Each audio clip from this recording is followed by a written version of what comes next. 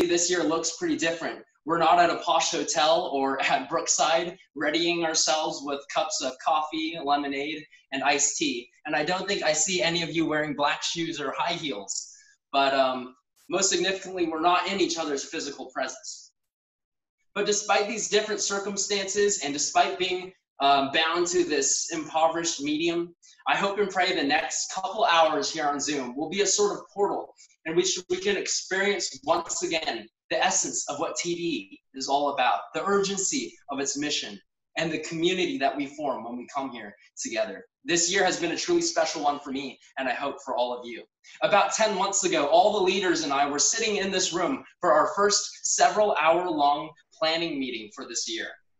We all came decked out in TD shirts like the one that I'm wearing and the ones behind me here in this TD shirt quilt that was given to my parents at a TD banquet some years ago. We had folders in hands and we had a calendar going. Here's my messy version and here is Eileen's neat version. And we began to prepare for another exciting year of ministry. Much of what I'm about to share right now will be seen in picture form at the end of our time together. But I just want to highlight and summarize many of the things that happened this year so that we remember from the outset what we did together and are reminded of how the Lord has worked to help us enjoy him more fully. Well, our year started off with a bang as we held the TD kickoff in a different location, the basement library, which, by the way, functioned as the TD room long, long ago. We played cornhole. We introduced the freshmen, gave an overview of TD and its nature and mission, and topped the evening off with cups of handmade boba milk tea. And there were these bracelets, which I didn't see many of you guys wearing throughout the year, but they were fun anyway. Can anyone guess how many bracelets are in this jar? Please text your responses to the chat. Oh, nice, nice. Those are some great guesses. To be honest, I'm not sure how many there are in here, but they sure are a lot of fun. After the kickoff, the following week, we introduced our theme for the year, Enjoy, which I hope was memorable and meaningful for you. And the week after that, we had our first speaker, Ruth Malhotra, whose incredible testimony and public witness regarding freedom, religious freedom on the university campuses was very inspiring. As you recall, her story was actually the basis for the movie God's Not Dead. And with the help of one organization, Alliance Defending Freedom, she fought for the cause of religious freedom at the Supreme Court level. In fact, this year was characterized by hearing amazing guest speakers.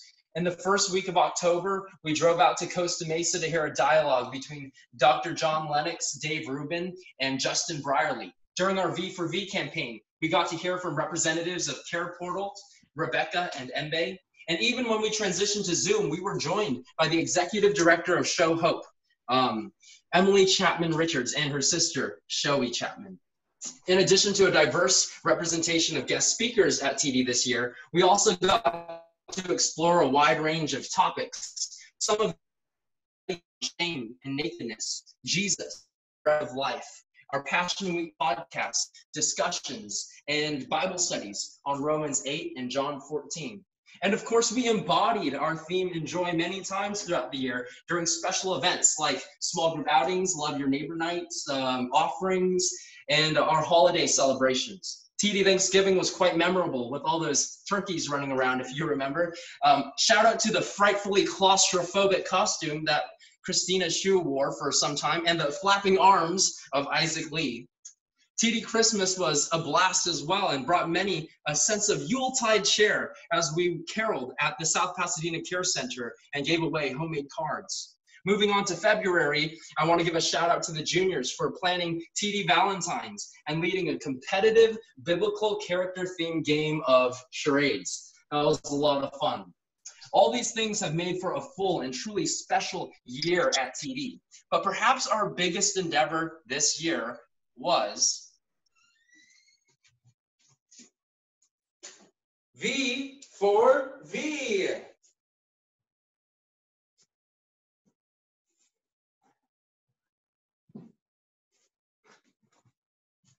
As you can see, this shirt, repping it.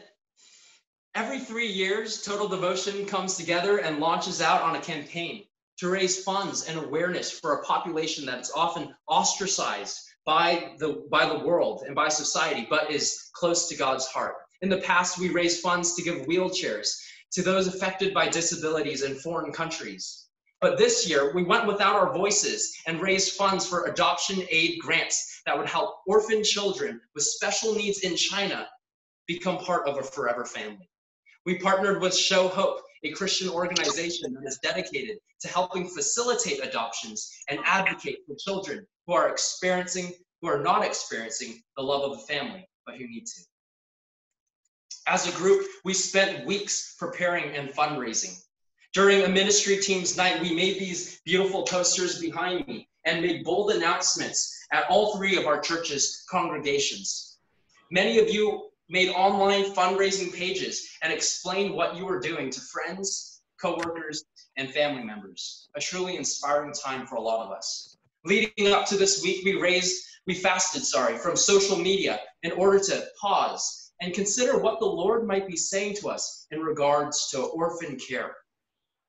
Then finally, on March 6th, at noon, we began our 30 hours of silence, during which we heard from Emcee, watched Where Love Found Me, and we found ourselves becoming more sensitized to God's heart for the orphaned and neglected. Then finally, the next day at 6 p.m., we prepared to break the silence and use our voices, hopefully with a renewed sense of why we should. If you don't remember, take a look.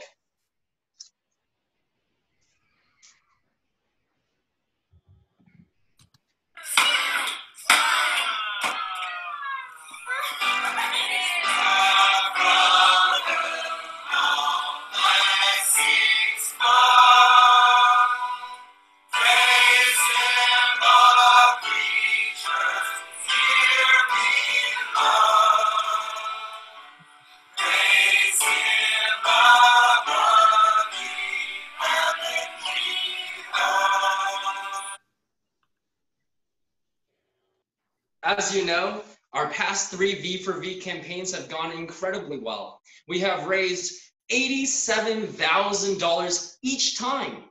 But friends, this year we broke that ceiling and raised a staggering $105,000. Praise God. Can we get a round of applause for that? Maybe some of those clapping emojis. And I just want to shoot a couple of these in celebration.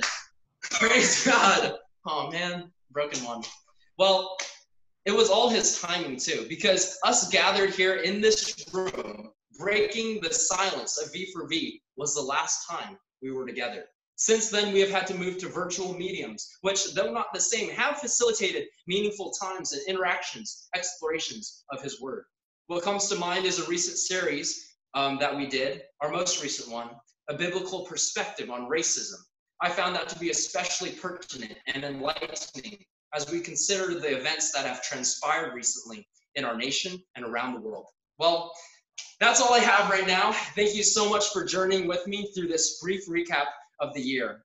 I hope we can carry on tonight the energy and essence that has characterized this past year. And I hope we can continue to recount the ways the Lord has moved among us. Thanks again. Juniors, back to you. I would like to introduce someone who we have known for a very long time. He likes to help out by leading us in our music worship and Bible study every other week. He is a good minister of our youth ministry at church. He always prays for everything that God has to say. It's Robert. Please welcome Robert Chan.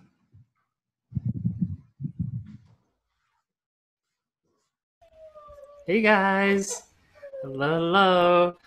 It's really great to be here with you all. Thank you so much, juniors, and thank you, Daniel, for helping us remember the beginning of the year all the way to right now. God has been sovereign over all that has been happening in our lives. Even during this pandemic, we've been able to see God been moving in all of your lives. And being able to hear from you. It's been really great to do that. And so we have a song that I want to lead us in. And so as long as you guys all stay muted, I would love to hear everybody here, but it's gonna be really messy if we unmute. And so just stay muted and sing along, and hopefully we can all worship together. And in the chat, I think Eileen will send the, oh yeah, we'll have the lyrics right here for us. So we're gonna sing together.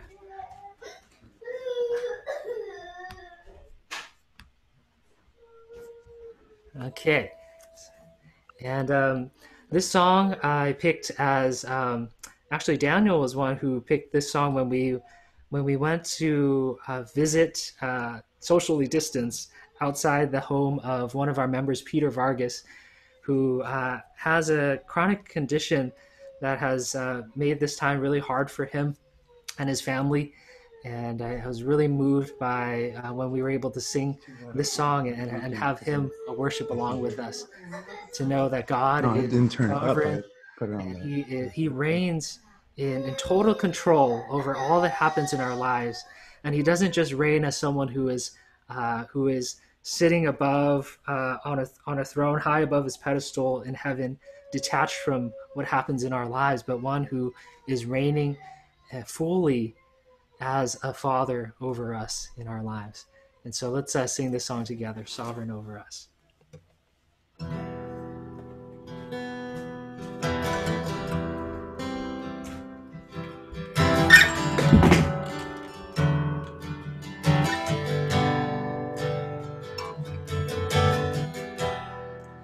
There is strength within the sorrow.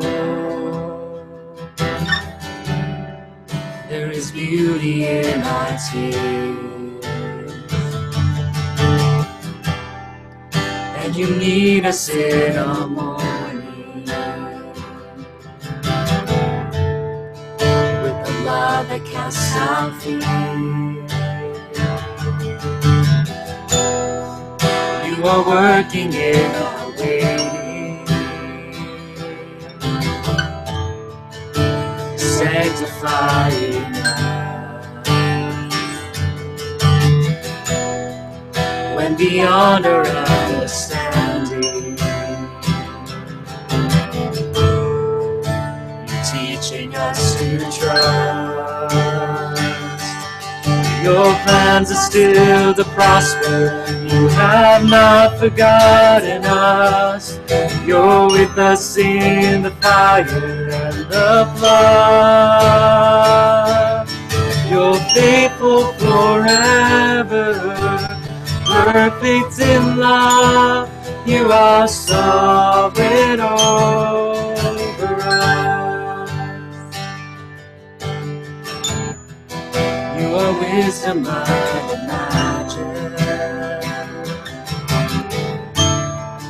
Who could understand your way?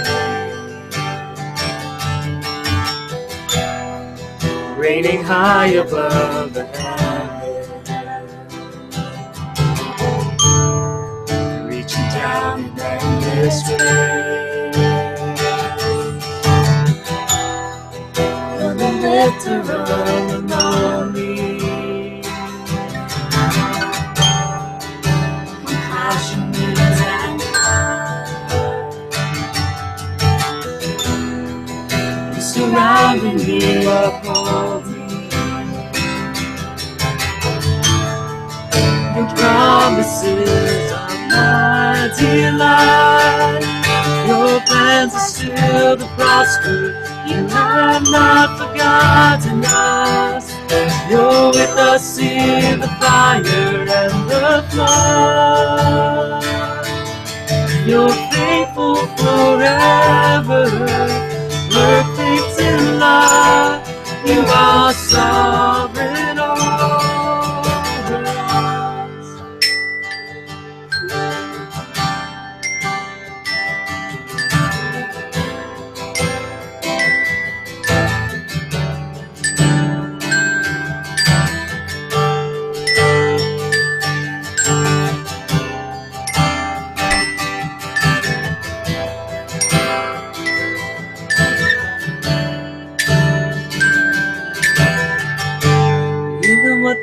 enemy means for evil, you turn it for our good.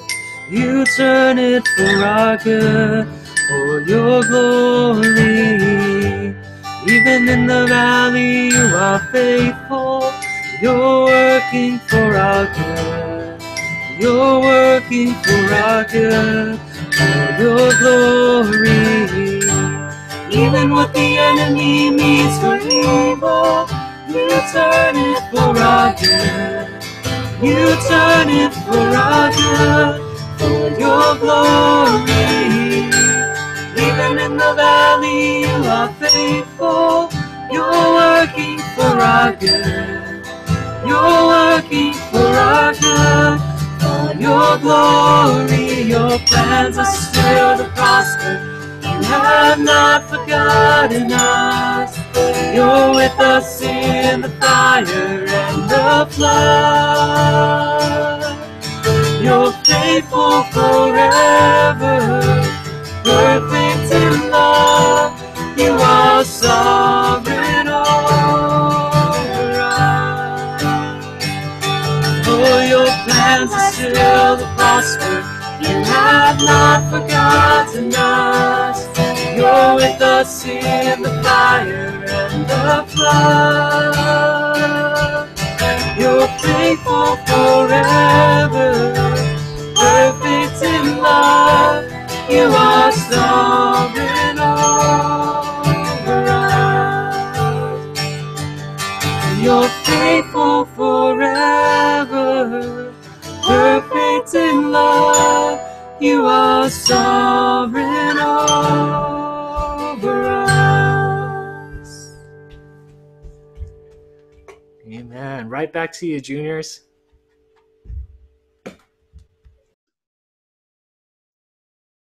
Thanks, Robert and Kathy, for that time of worship. Music is so heartwarming, much like revisiting childhood memories, except children can sometimes be a lot more treble. Let's tune in on some of our seniors' most precious memories.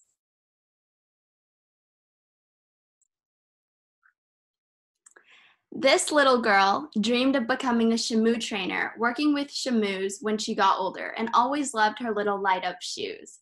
Type in the chat and guess which senior this is.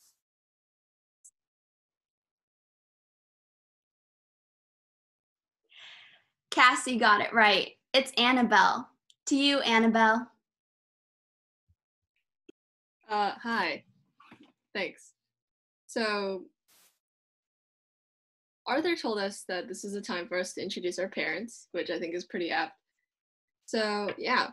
So, my parents, one of them is with us. I don't think my dad is at the moment because he's in China. So, their names are Kairong and Yibing, which is really weird to say because I call them mom and dad and like never say their actual names.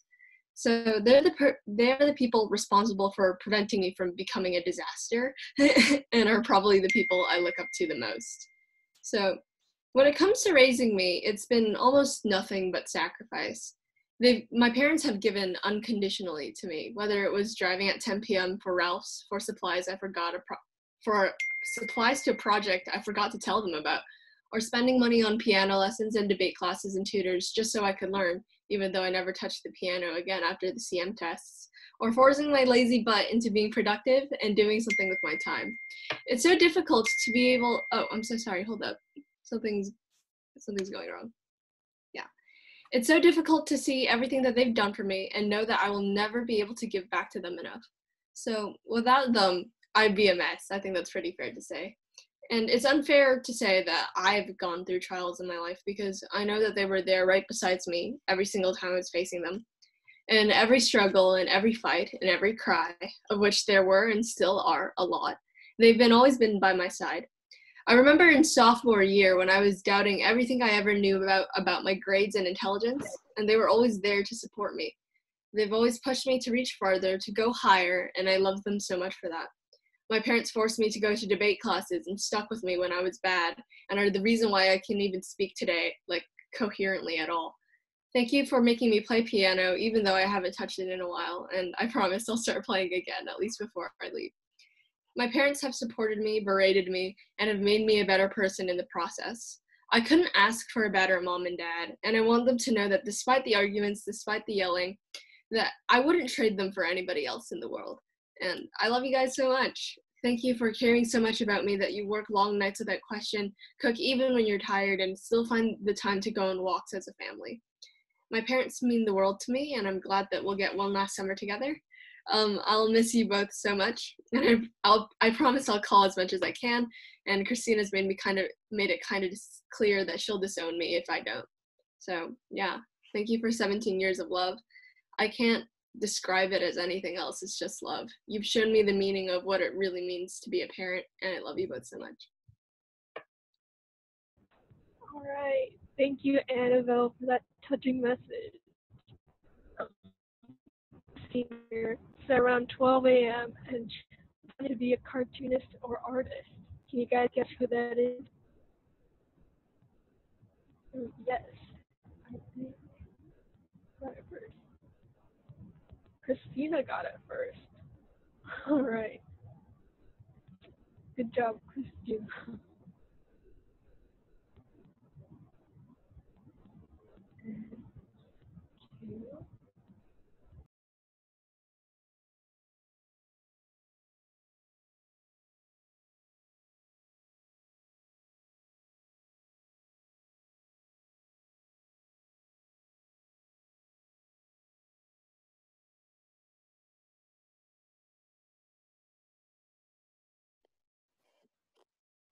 All right.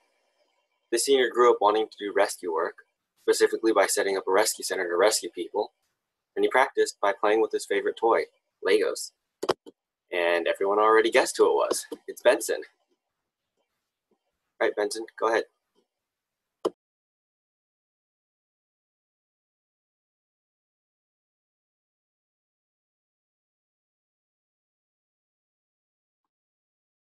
So Benson isn't here right now because Zoom didn't download, so you guys might have to skip him. Sorry.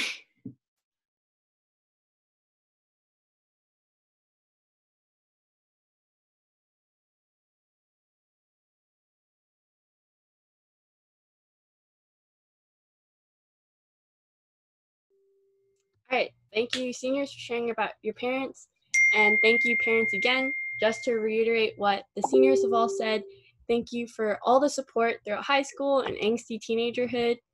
We will now be transitioning into our first game, which is Knockout. And you know, it's a good thing Earth is round, because if the world were flat, when people play basketball, they must be like, yo, pass me the frisbee, bro. Here, Uncle Arthur, the ball's in your court now.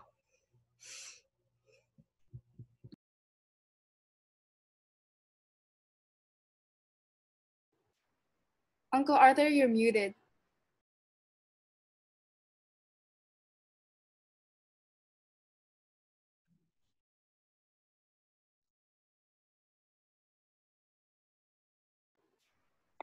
You muted yourself again. Still can't hear you. Can you guys hear me now? Yes. Yes. All right. Sorry about that. Charis, thank you for passing me the ball. And you've got a good arm, you know that? I think you'd make a good softball player or something. You got to check that out. Anyway, we're going to go ahead and play a game. And this game's going to go throughout the night. It's going to be in 3 stages. And so I want every one of you to be ready to go, because the game has some prizes to it. And here they are. The top winner for the evening, and you can use any resources you want. You can use your internet, use your parents, whatever you want. It says open parents, open book, open internet, open everything. But the top prize for the evening is $50. $50 at christianbook.com, where you can get Bibles and you can get books and you can get jewelry, you can get music, you can get DVDs, you can get clothes, you can get lots of stuff. And so that's $50. If you come in second, you're going to get $35. It's going to be emailed gift card right to your email address, and you have at it and build your faith up, build yourself up. If you come in third, you're going to get $25 there. Now, what we've done is we've also given $15 specials. to those next 5 players who fall in the next 5. So 1, 50, 2, 30, 35, 3, 25, and then the next 5 get $15 each. Okay, so all of you can find something good there. So I want you to pay attention. And the way it's going to work is this. I'm going to ask you 4 trivia questions about the year, about this TD year. And then Sandra is going to be seeing who got the answer first, and she's going to give points, and she's going to be tallying up your points throughout the night. At the end of 4 questions, we're going to have a special bonus game where you can earn bonus points. And we're going to play some games over at my house, and then you're going to have to choose a winner. And if you're right, you get bonus points. And as we tally these things up, by the end of the night, we'll have our winners announced to you. So first, here we go. If you come in first, you're going to get 5 points for each question. You come in second, you're going to get 4 points. You come in third, 3 points. Fourth, 2 points. And fifth, 1 point. And if you come in sixth, there are no points. So you just got to be in the top 5 at all times. And so this will come in the chat. And as soon as that goes in, the top 5 correct answers, get it. All right. So here we go. Question number 1. What is this year's full theme title? Go. This year's full theme title.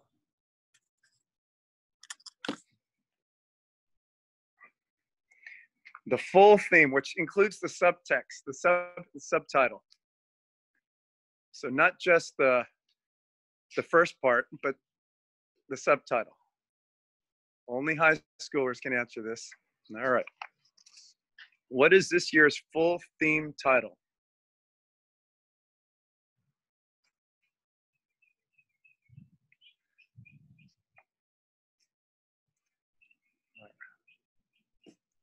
All right. We getting anywhere? None yet. Whoa, nobody knows? I'll give you a hint for this stuff. You go on the TD blog, all the answers are there at some point.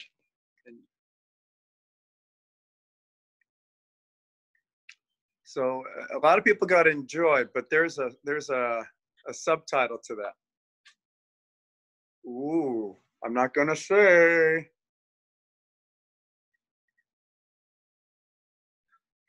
All right.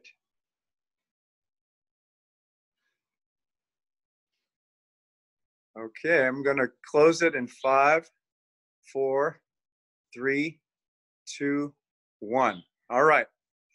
So whoever got that got that. The answer is enjoy experiencing the goodness of God. Experiencing the goodness of God. Okay, question number 2. This might be a little easier, so you're gonna have to do this quick. This year's opening skit was based on this Disney Pixar movie. Go.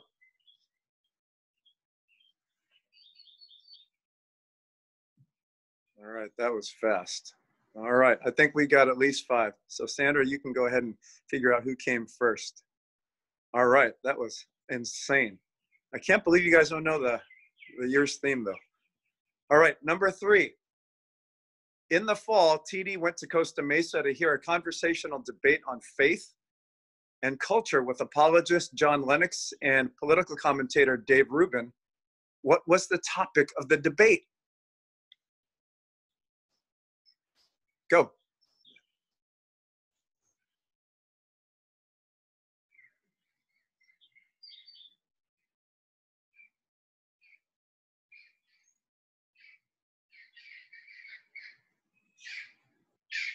Ooh. I think you're missing a verb there somewhere, John. And a, yeah. All right. 5, 4, 3, 2, 1. Okay. Chat is closed for that. All right. Last question before we get into our bonus round, which Angela and Daniel and Stella, come on out. I'm going to need you. All right. Question number 4. This year, TD launched a new series of a year-long podcast. And what is the name of the podcast?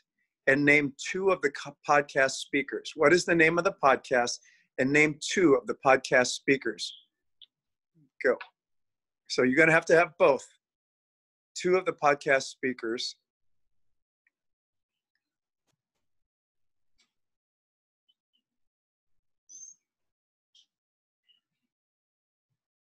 All right. Ooh, good. Nice. Okay, name the podcast, just the overall podcast title, as well as two of the podcast speakers. All right. Sandra, do we have at least 5? Okay, we're good. Okay, we're going to take a break now, and we're going to transition here. And so while the other kids are coming out, here's what we're going to do. So the old man is going to play a game of knockout with the two young bucks over here, Daniel and Angela. And basically we're going to play the first to win 2 games. And then you have to choose who is going to win. Is it me? Is it Daniel? Or is it Angela? The winner of this, you got to choose it. And the winner, if you're right, you get 4 extra bonus points. Everyone who chooses the right one is going to get 4 extra bonus points. All right. Okay, sorry. Daniel says, you're shaking like nuts. Okay, come on out, Stella. You got younger hands coming, so that'll be less shaky. When you're old, some of the parents, you parents out there, you know what I'm talking about. You get past 50 and man, you can't stop shaking even if I wanted to. Okay, so we're gonna play knockout. Right now, I'm gonna give you 6 seconds to go ahead and choose who's gonna win this, Daniel, me, or Angela. And once 6 seconds goes, I'm gonna have Sandra type in stop. Anyone who comes in afterwards, it's too late, all right? Who's gonna win this? We're gonna play a game of best of 2. Okay, here I go. All right. The choice should be obvious. All right, here we go. You're gonna press that. Got it. All right, here we go. The choice should be obvious. All right, here we go. Keep going first. Ange is going first. No. Ange is going first. All right, here we go. Here we go. Oh, you gotta go this way. So here we go. Okay. Pick. Oh. Ange is out. Daniel. You can do it, Daniel. Oh. Did you see that? Did you see that? But we still have to win. We have to win 2 games. So everyone.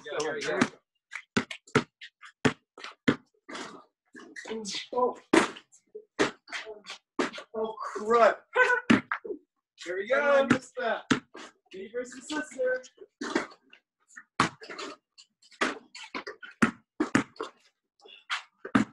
4 extra points on the line. Okay, everyone's nervous. I can tell everyone's nervous. You're making them nervous.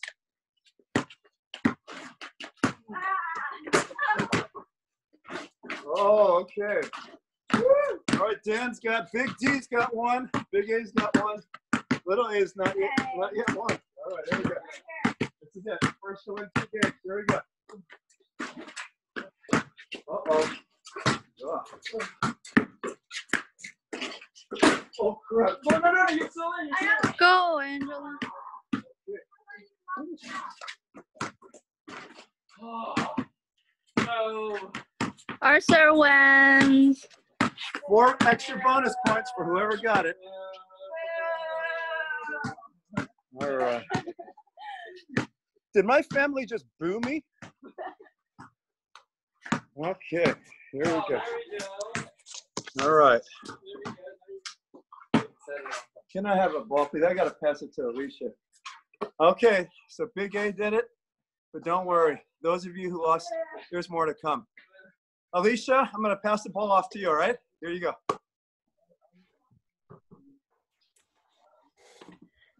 Thanks, Uncle Arthur. Wow, that was a tough game. Those shots sure stole the show. Now here's time for a joke break.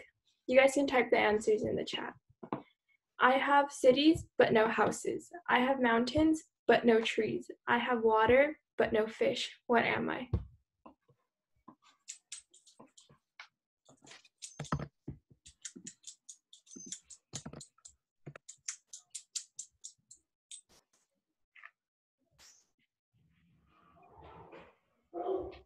Yeah, I can repeat it. I have cities, but no houses. I have mountains, but no trees. I have water, but no fish. What am I? Okay, Annabelle got it. It's a map. What English word has 3 consecutive double letters?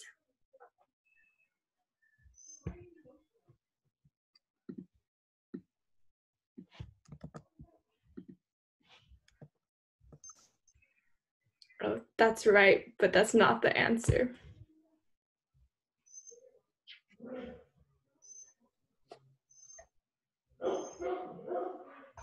Christina got it.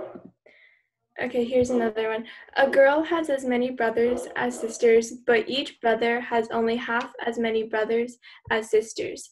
How many brothers and sisters are in the family?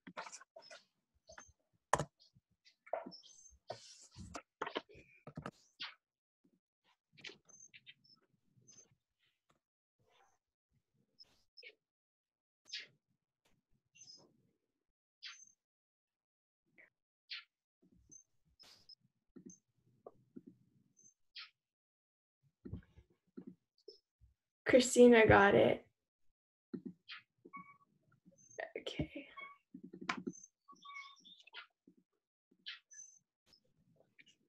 Okay. Now I'll pass the ball back to Uncle Arthur, who will be giving us a quick message. All right. Thanks so much, Alycia. And my family all left me. I'm out here by myself, but I got you guys. Hey, I want to just give you a short food for thought. Daniel, first of all, that was an awesome recap of the year. My goodness. That alone is worth watching this video again, because that was so amazing. It brought back such great memories. God has been so faithful to us, and all the way through it, we were really picking up and reaching our peak in terms of enthusiasm and in terms of momentum. And then bam, the coronavirus hits. And the very last meeting we had was right here at our house. My goodness, what does God have in mind? I want to give you a few thoughts for both you TDers, you counselors, you leaders, you interns, as well as you parents. Just a few minutes just to gather our thoughts. I have a bird that flew into my garage and doesn't know how to get out. I think she's a baby one. And I think Joy's looking to eat her, actually. I don't know. But don't worry. I think we'll be all right. I think she'll be all right. Well, we've been socially distancing for, a better part of 4 months now. And it seems like we've got a long way to go. I mean, we've all gone through a myriad of emotions and responses to, the quarantining that we have, right? Going from treating it as a novelty and, hey, this is actually kind of cool. We don't have to go to school, to actually missing school, wishing we were at school, from, my parents can't make me go to church now, to like, I kind of actually like church. I miss going to church. Or, I can play games online as much as I want, to like, man, I'm so over that. From frustration to wasting time to learning new hobbies to reading to whatever. The common thing through it all has been that we've been mandated to keep a safe distance from anyone outside of our bubble. So we've got to ask the question, just not theoretically though, we've got to ask each of us personally. And I'd love to find out how many your answers is, so feel free to write in the chat here. How many feet do you put between yourself and other people? How many feet do you put between yourself and other people? Oh, I can see the chat box is exploding here. Oh, Stephen 666. Oops, we got to get more sixes. We can't have 3 6s. Okay, 4. Ooh, 3 feet. No 10. You remember when it used to be 10? All right. Now, that's our physical distancing. I'm not talking about physical feet, actually. I'm talking about something more fundamental than that. Here's the question. Relationally, how close is close enough? How much of your real self are you willing to show? Well, thanks to Jo Vitale of RZIM, who sent me her thoughts on this, I'm going to borrow some of her thoughts and weave some of mine in to help us think through this. Because now that we're 4 months in, this is not a novelty anymore. You know, perhaps one of the most disconcerting aspects of this season of lockdown for many of us is that some of us have suddenly come to, you know, the stark realization that the very people that we are supposed to be closest in relationship with, our family, our dearest friends, for the parents, you know, in the audience here, our spouses, what we found out is they've somehow become the very people we try to keep at arm's length. We are close in proximity, and yet we're finding out that we're actually quite distant in heart. And we're quite distant the most with each other. It's easier to come home to your family after a work day or a school day when you got plenty of space from each other. You can fill your hours with other people and other things, but once, you know, you're cooped up together like we have been, that forced proximity can reveal something pretty awkward, some awkward truths about the real state of our relationship, the real state of our intimacy with those whom we are supposed to love the most and the best. And perhaps, you know, for some of you, the most painful experience through all of this COVID-19 season has been the revelation that even within your own household, you've got swept up in that same current, drifting a long way from each other, from where you first started out. Unsure, when you lay your head down at night, the physical space between you might be measured merely in square feet, but relationally, that gap may stretch for miles. You might as well be in another town. And so I want to ask you a vital question. Are you truly known by anyone? Are you truly known by anyone? That's a question worth not just hearing, but giving an actual answer to. Are you truly known by anyone? Because if the answer is no, we have a real problem on our hands. Because the problem with not being known is that you actually cannot be loved. Because you can only love that which you know. Did you hear that? The problem with not being known is that you cannot actually be loved. Because you can only love that which you know. If you aren't truly known, you aren't truly loved. And if you aren't truly loved, you can't truly love. You can't truly love anyone. You can't give what you don't have. You can't share an experience that you have not experienced yourself. I want to take that question one step further. And I want us to ask ourselves, do we do the same with God? Do we do the same with God? Now, I want you to look back at the trajectory of your life. Perhaps you can identify a trajectory in your spiritual life that's resulted in you choosing to socially distance yourself from God. Perhaps way before that pandemic ever hit us. And sure, you're happy to have a brief, superficial conversation with him across the galaxies. But actually sitting next to him, in his actual presence, in close enough spiritual and heart proximity where you might actually hear him whisper his thoughts in his heart for you and for the world. That's pretty uncomfortable, isn't it? That's too close. It's too vulnerable.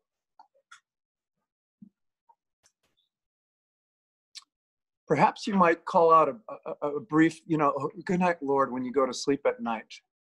But when you wake up in the morning, can I ask, is Jesus's face really the first thing that you want to see when you open your eyes? Oh, Daniel's got a spotlight for me. Thank you, Dan. Is Jesus's face the first thing that you really want to see when you open your eyes in the morning? Or does that thought make you profoundly uncomfortable because you worry that if Jesus really did look at you straight in the eye, as it were, you know what he would see. You fear how he would react. Now, surely that kind of exposure is asking too much of us. It's not something we're comfortable with, right? To give up that much control and that much autonomy, to demand that we trust him that deeply. And yet, that's precisely the kind of relationship that God wants with each of us. A relationship not measured in proximity, but in intimacy. Because at its core, the Christian faith is about an encounter with God, who is all-knowing and who, on account of his innately relational nature, is not only loving, but is love himself. And that's what the Christian gospel is then. It's an invitation to be fully known and to be fully loved. That kind of intimacy is scary and it's vulnerable. But you know what? Can I tell you, TD? It's absolutely worth it. It's absolutely worth it. It's the kind of relational intimacy and security that many of you have been longing for. And that's why you act out the way you do. Because you're dying to be known and to be loved, even though you are known for everything that you are, warts and all. As I was talking with a TDer recently, or communicating with a TDer recently, we're talking about that intimacy. And I said, you know, the scary thing about this is that, you know, God fully knows you. All the things that you've been portraying and projecting to other people, he knows the difference. Sandra says something to me recently about like, oh, do we have to wear masks at church? Oh, wait a minute, we already do. Something like that. And yet, the invitation of Christ is that he would know you fully, with all the gut that's within. And yet, the beauty is this: he's going to love you anyway. He loves you anyway, even though he knows you. The rest of us, you put on that face and you put on that distance and you keep your social distance so that the rest of us wouldn't really know you. But I'm going to tell you this: you can't keep life at arm's length that way and still fully be fulfilling the desires and the heart that God gave you. Let me close like this. Vince and Joe recently watched a movie, and the one line that particularly stood out to them was this: the world is full of lonely people afraid to make the first move. The world is full of lonely people afraid to make the first move. If nothing else, this season of social distancing has shown us where we are heading. The question is, now that we see it, are we willing to change the trajectory of our relationships? Are we willing to go there? Are we willing to make that first move with others? You know, God has made that first move with us. Romans 5:8 says that God demonstrates his own love towards us in that while we were yet sinners, Christ died for us. And in Hebrews 10:22, he calls us, he invites us and calls us home. And he says, let us draw near to God with a sincere heart and with full assurance that faith brings. Let us draw near. That's something that the Muslim cannot say because they believe that God is always distant, untouchable, always out there. The Christian message is unique in that it is not only just a unique message, it's a true message. God has reached down into space and time to reach us, to draw near, and he has bridged that gap so that we might be near to him. And so, brothers and sisters, if Christ did everything for us, if he, left heaven, became one of us, lived such a humble life, treating everyone with dignity and with love, and he died a criminal's death, and he rose again so that he would give us a new life, a new start, a new heart, a new beginning, a new way, a new love. If he did all that for us, so that we can actually draw near to him. I can think of no greater affront, no greater insult than a refusal to draw near. If that's what he went through for us to draw near, and we refuse to do so, I can't think of anything worse. And so you see, our sin, that attitude of ours, keeping our distance from each other and from God, and even from ourselves, has made us relationally, socially distant. Distant from God from the moment we were born.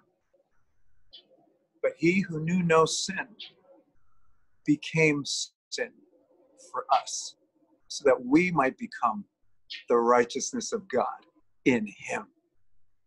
That's what Romans 5:21 says. And so I encourage you, TD, I encourage you leaders, I encourage you parents to take proactive steps this summer to intentionally work on what God says is the very best thing you can do, to love him fully and to love one another.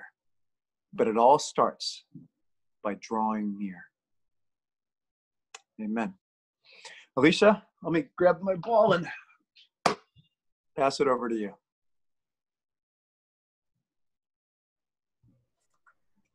Wow, thank you so much for that, Uncle Arthur. We really appreciated how you talked about the contrast between how far apart we are literally in a physical sense, but also how far apart emotionally we are from each other, and how we have to have this sort of vulnerability and clarity with which we have to see ourselves, also give up to have a relationship with God so that he can love us despite the ugly parts that we are ashamed about of ourselves.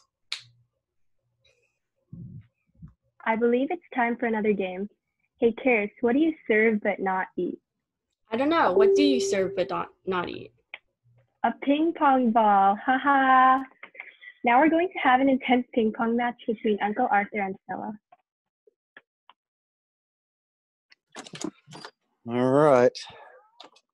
I'm back. But before we do that, we've got part 2 of our game. So here we go. Get ready. Here we go. Sandra, are you ready? Hold on. All right. Name the 2 places TD serves during SOS Saturday, and name what the SOS Saturday stands for. Go. Name the 2 places TD serves during SOS Saturday, and name what SOS Saturday stands for. And Angela, you can tell me when you think we've...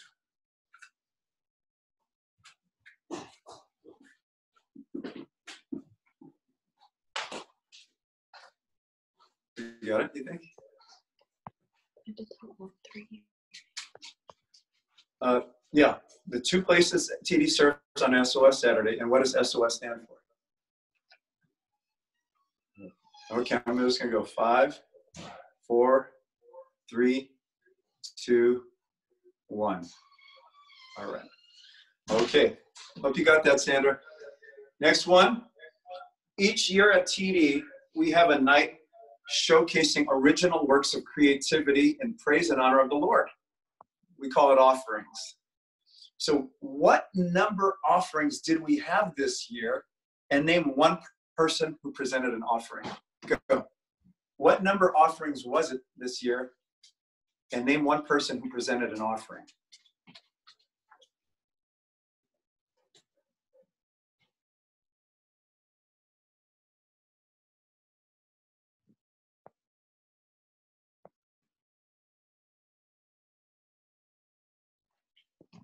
All right, 5, 4, 3, 2, 1. All right. Next question. After Christmas, TD went to a youth conference where Anabell shared her state-winning speech. What was the name of the conference and where was it held? What city was it held? Go.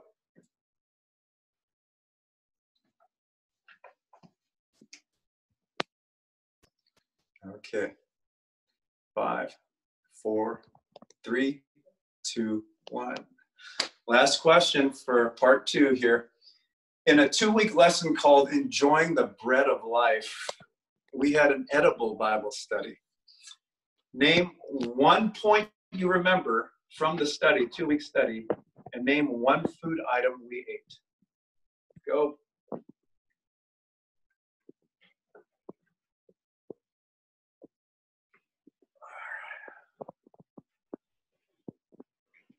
All right.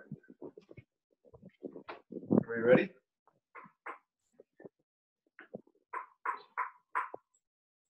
Hey, did you take one other one? Where's the other one? Not fair. She's sabotaging me. She doesn't want me to win. All right, here we go. So here's what we're going to do. I'm going to play a ping pong game to 5. Let's make it 7. 7 with Stella, but I am going to be using my right hand and my left hand, and I have to hit one every other. Okay, so I cannot hit 2 with the same pedal twice in a row. Every other. So we're going to play the 7. Right now, type in who you think is going to win, and the winner, if you're on the right side, you get the right thing, you get 4 extra bonus points. All right. While you're doing that, let me just warm up because we have not practiced this at all today. Okay. All right. Ooh. Whoa, she's bringing the heat. Oh crud. Oh crud. All right. You might want to change. I'm going to close the chat box in 5, 4, 3, 2, 1. Okay, close it. For Sandra, let's stop. Okay, here we go. Up to 7. Here we go. We're going to start 2, 2, 2, 2, 2. Here we go. Hold on.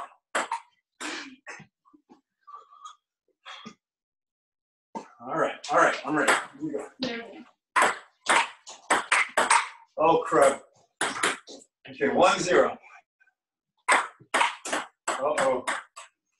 0, 2. Oh, yes. She pegged me. All right, 2, 1, 2, 1. Oh, yeah. Oh, crud. 3, 1. 3, 1 still.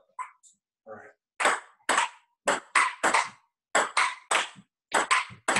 Oh, crud. That's 4. Yikes. 4, 1.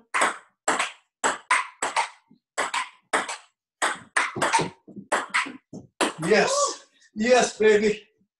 Sorry, Joy. If you put me, faith, have faith. Wait. 4, 2. 4, 2. Oh, you're right. Yes. 4, 3. All right. We're coming back. Na na na na. Oh, she pegged me again. 4, 4. And you thought she was gonna run away with it. All right. 4, 5. All right. 6, 4. All right. I'm gonna pull out my special sauce right here. Oh my goodness. Great shot. 6, 5.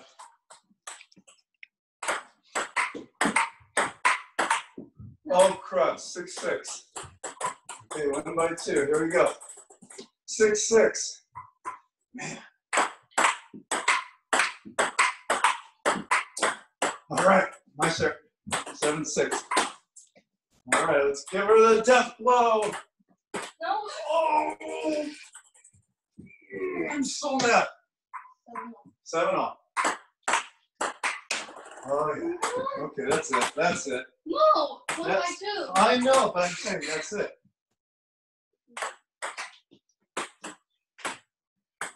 Oh my goodness. Wait.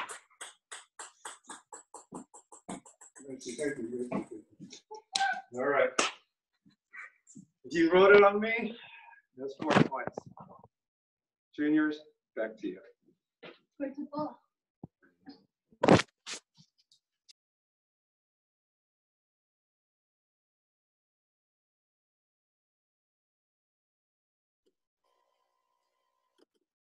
All right. Thank you, Shez, for that exciting game. It all happened so quickly. couldn't take my eyes off the screen. Do you know what else our guests won't be able to take their eyes off? Baby photos! That's right. Let's continue our little guessing game. Okay, we're gonna go back to an earlier photo. Let's see if you can guess this senior baby. In elementary school, he wanted some kind of rescue job. He wanted to set up a rescue center to rescue people. And his favorite childhood toy are Legos. That's right, Cassie. It's Benson. Benson, would you like to share a bit about your parents or give the TDers some advice?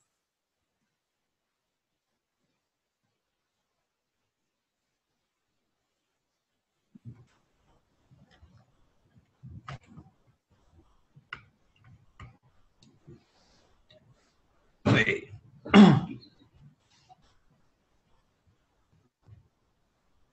Okay. What's this about advice? Haven't heard of any of this. Oh, you can just share about your parents too. Okay. Yeah. Share about my parents. Oh my gosh. This is not what I was told. Anyways, just want to thank my parents for really helping me out with getting where I am, because honestly I never really had many friends, so it's usually my immediate family that's I've always been around, but even then I've never really been close with them for most of my childhood. But I really appreciate that now recently I've been able to get to know them a lot, get closer to them, and just get to know them better. It's it's only been I think a year since I've started to try and make an active effort, but definitely can feel that we are getting closer. I'm getting more comfortable around with my own family. So if there's any advice to be given, I would say do try and make an effort to be with your family, to interact with them, and it's gonna be it really is worth it to be able to talk to your family and just be able to get closer together. Also, I really want to thank them for just helping me through, encouraging me through everything I've wanted to do as throughout my life, or the good things I wanted to do. It's whether it's academics or wanting to do a sport out of nowhere, or me wanting to join the Marines. They've always been supportive of me and always done their best to help me where they can. So I'm really thankful for that as well. I think that's all I have.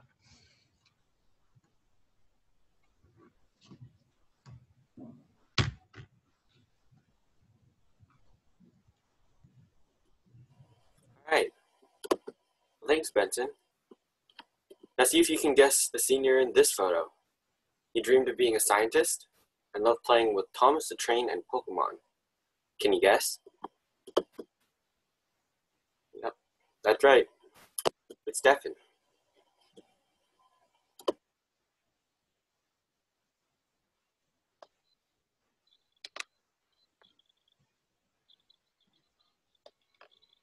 Okay.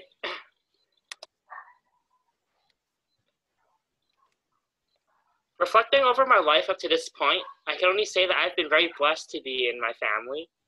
I've never been wanting in life. Besides all my basic necessities, such as a roof over my head that's now void of asbestos, a floor beneath my feet, there's now no mold or mildew, and a bed to sleep on, an actual bed.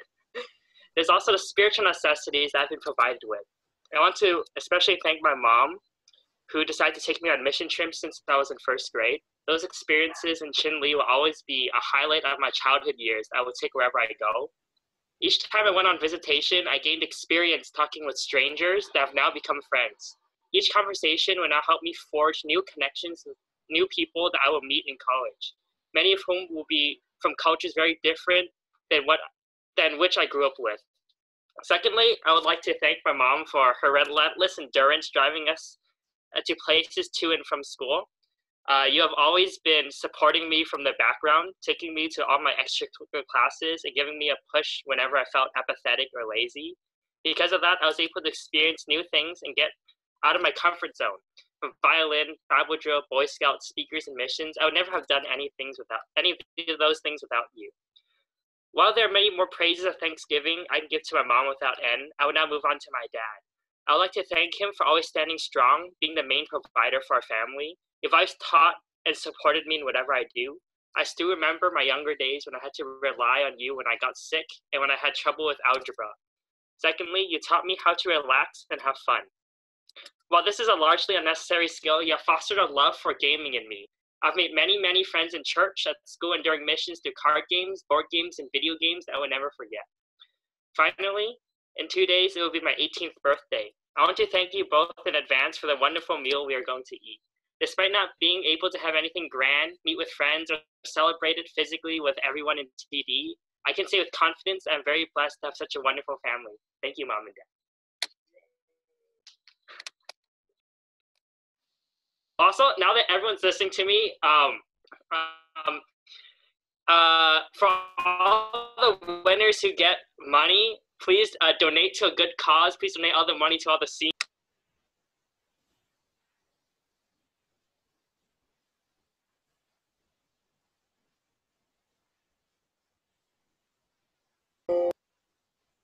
Thank you so much, Stefan, for sharing. Now see if you guys can guess who this next baby is. This little senior dreamed of being a school teacher and loved to play with Legos. That's right, it's Paul. Thank you so much for guessing, and thank you to all the seniors for sharing their stories.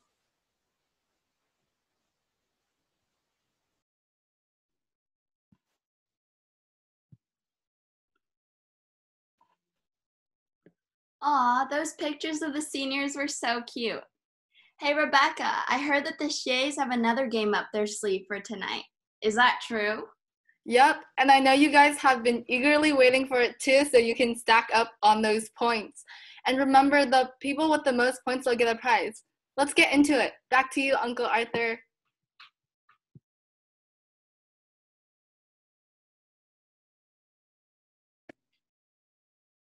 Can you hear me?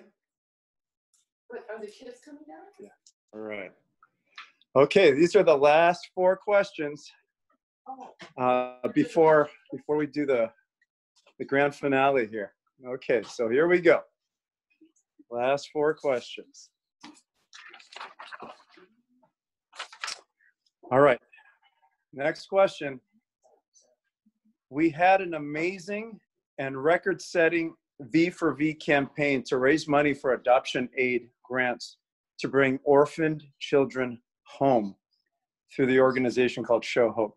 You guys did an amazing job, and they were so encouraged, and they've assured me these funds are going to be treated with love and care, and particularly we've designated these funds to go for international adoption through China. Okay, so that's what we did. But here's the question. What was our tagline? What was our tagline? Go. We made a long poster with it for Sunday service.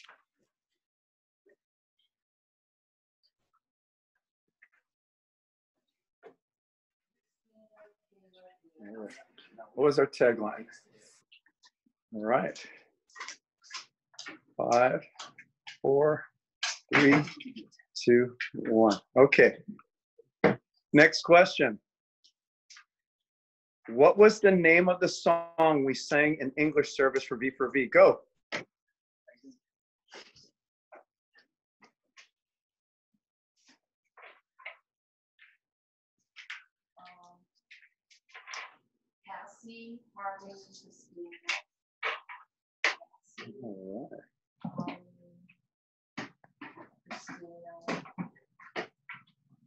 Okay.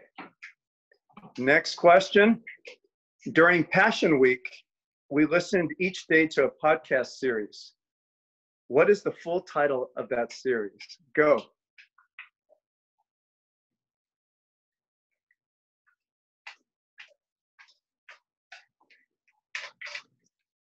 During Passion Week, we listened each day to a podcast series that I spoke on, hint, hint, and we met each day in small groups afterwards.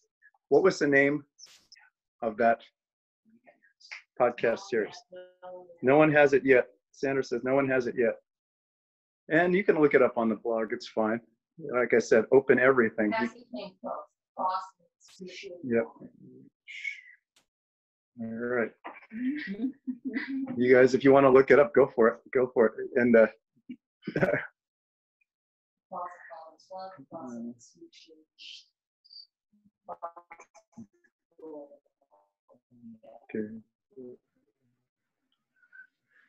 All right, here we go.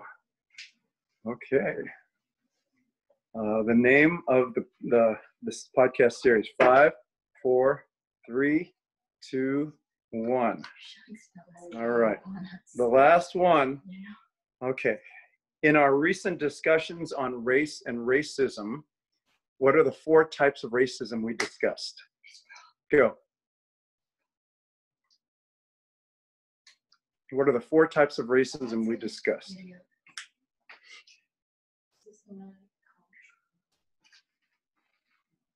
We took 2 weeks, no, 3 weeks, but 2 weeks of really digging in.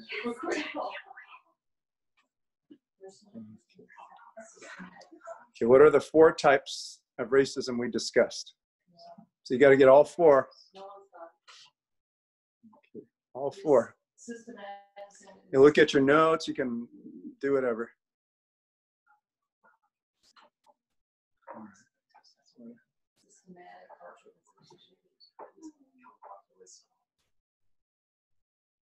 Getting close. I can just say we're getting closer. What are the 4 types of racism we discussed? You type all 4. Sandra, the judge, the counter says type all 4 in one line. All 4 in one line.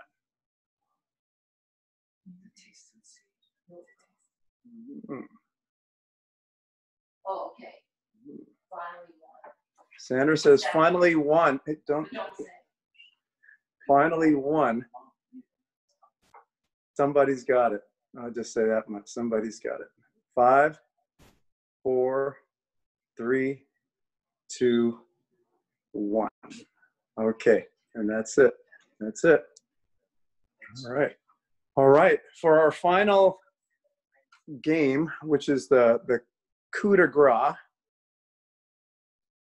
we have, and Sandra will be coming right here. What we have is we have a game of Nerts, and they're going to play Nerts, and we're going to see who wins. And I was thinking about making, but it's going to take too long, so I'm not going to do it that way. Too long to count. So you just got to choose your winner. Choose your winner. You got Sandra, Daniel, Angela, and Stella. Yes, you can't win, Dad. Trust me, in this game I would not win. Yeah, I'm looking forward to Dad not winning. Okay, so you, yeah, I'm not playing. Oh, I'm sorry, guys. Sorry to let you down. But I am going to throw, an extra point here for you. If someone chooses Sandra, and You won't get any. wait, if someone chooses Sandra, and if you win, I'm going to give you an extra 2 points. Guys, that's a 2 gamble. 2 points. That's a big 2 gamble. points. It happens. It happens. It's not that it's never happened I mean, before. you did have COVID. We didn't expect that. Okay, here we go. They're playing Nerts. Here we go. I don't even know what that means, but Steady, go. Ace. Ace.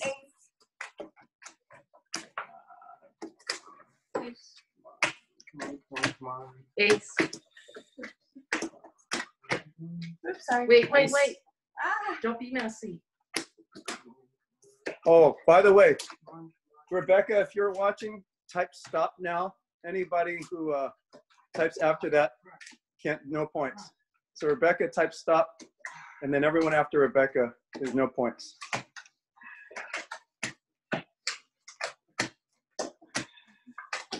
Somebody type stop, please. Thank you. Okay, thank you. So anyone after this, no points. You have to have done it then. Okay. Come on. Oh, nothing's coming out. What is coming out?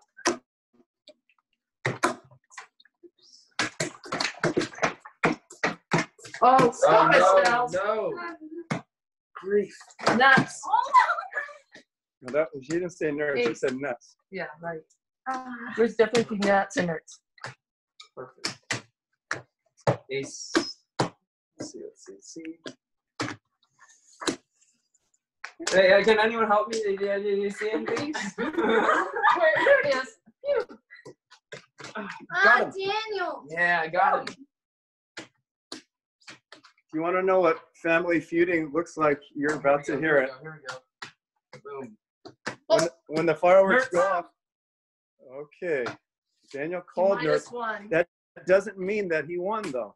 So now we will go through the counting of the cards. I had it so early. You did? I did. All right, let's see what happens. Hope there's a lot of these. Okay. Does not too many. Family feuding. Words can be like that, Elijah. Nothing like Nerts to kind of test your family ties. Let me tell you that. One and count them up. Yeah. Here. 1, 2, 3, 4, 5, 6, 7, 8, 9, 10, Okay, that's all. 11, 12, 13, 14. 14 for Daniel. 1, 2, 3, 4, 5, 6, 7, 8, 9, 10. Oh, not these? Okay, 10. 10. Okay, Daniel's in the lead. 1, 2, I have 2 minus. 1, 2, 3, 4, 5, 6, 7, 8, 9, 10, 11, 12, 13, 14. No! How much? 16. 16. Okay, this is it. Moment of truth. 4, 5, 6, 7, 8, 9, 10, 11, 12. The winner is Stella. If you put your money on Stella, you get 4 extra bonus points. All right. I'm going to let Sandra tally all that up. She's the champ. Okay. Go, Stella. Juniors, you guys are doing an awesome job. Back to you.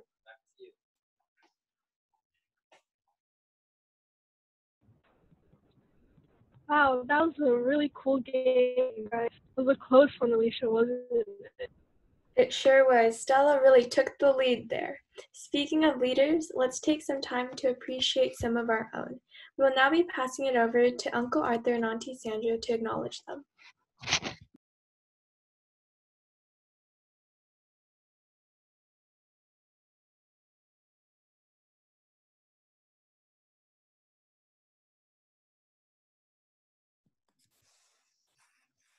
Hello? Okay, I think you have to.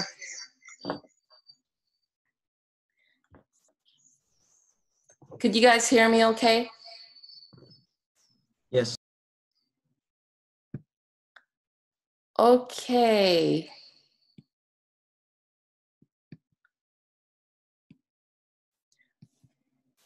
I got to get myself situated here because I've been doing the behind the scenes of toweling and then getting whipped at Nerts. I feel kind of sad, but oh well, I guess that's what happens when you get old and slow.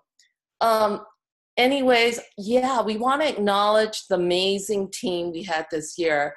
We had a lot of fun as leaders, and yeah, we have 16 leaders in TD, and I am really thankful for every single one. So Arthur and I, of course, we have been here the longest. We were here before we got married, and we celebrated our 30th wedding anniversary this year, so you could do the math. So we've been here for a long time.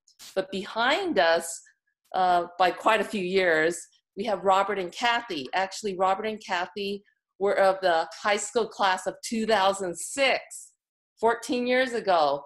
And now they are helping out, and they're wonderful. They're Robert and Kathy are the sweetest, and you guys know that. And when they bring little Hannah, we all enjoy seeing her so much. There they are.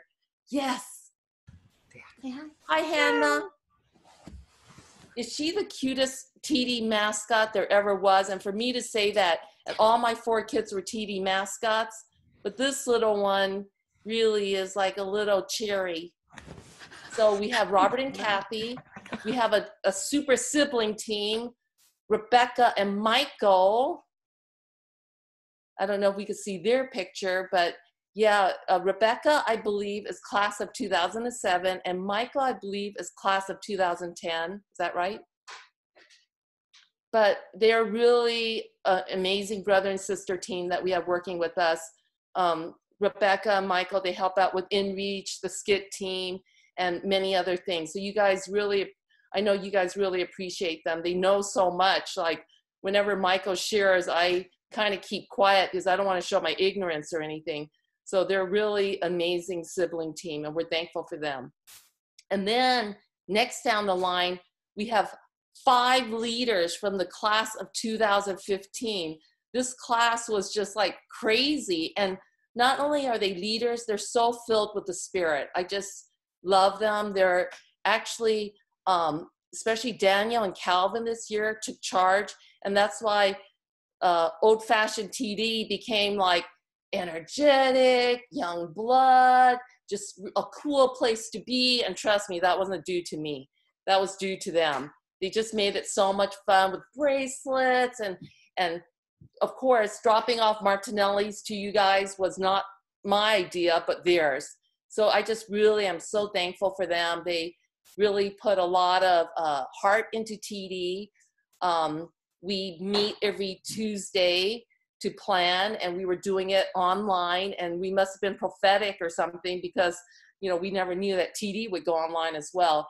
But in that class of 2015, we have Daniel, Calvin, Megan, Eileen, and Micah. So we just really, really, really appreciate those guys. And we want to wish Micah the best because he's going to be heading up to go to medical school, and really kudos to him. But we hope that the rest of the class would come back and serve. And when Micah's in town, he better come and visit us in TD. And then after those class of 2015, we have Abigail Swin, who after she finished her master's in speech therapy, came back and was serving with us. And she, I believe, was class of 2013. Is that right, Kat?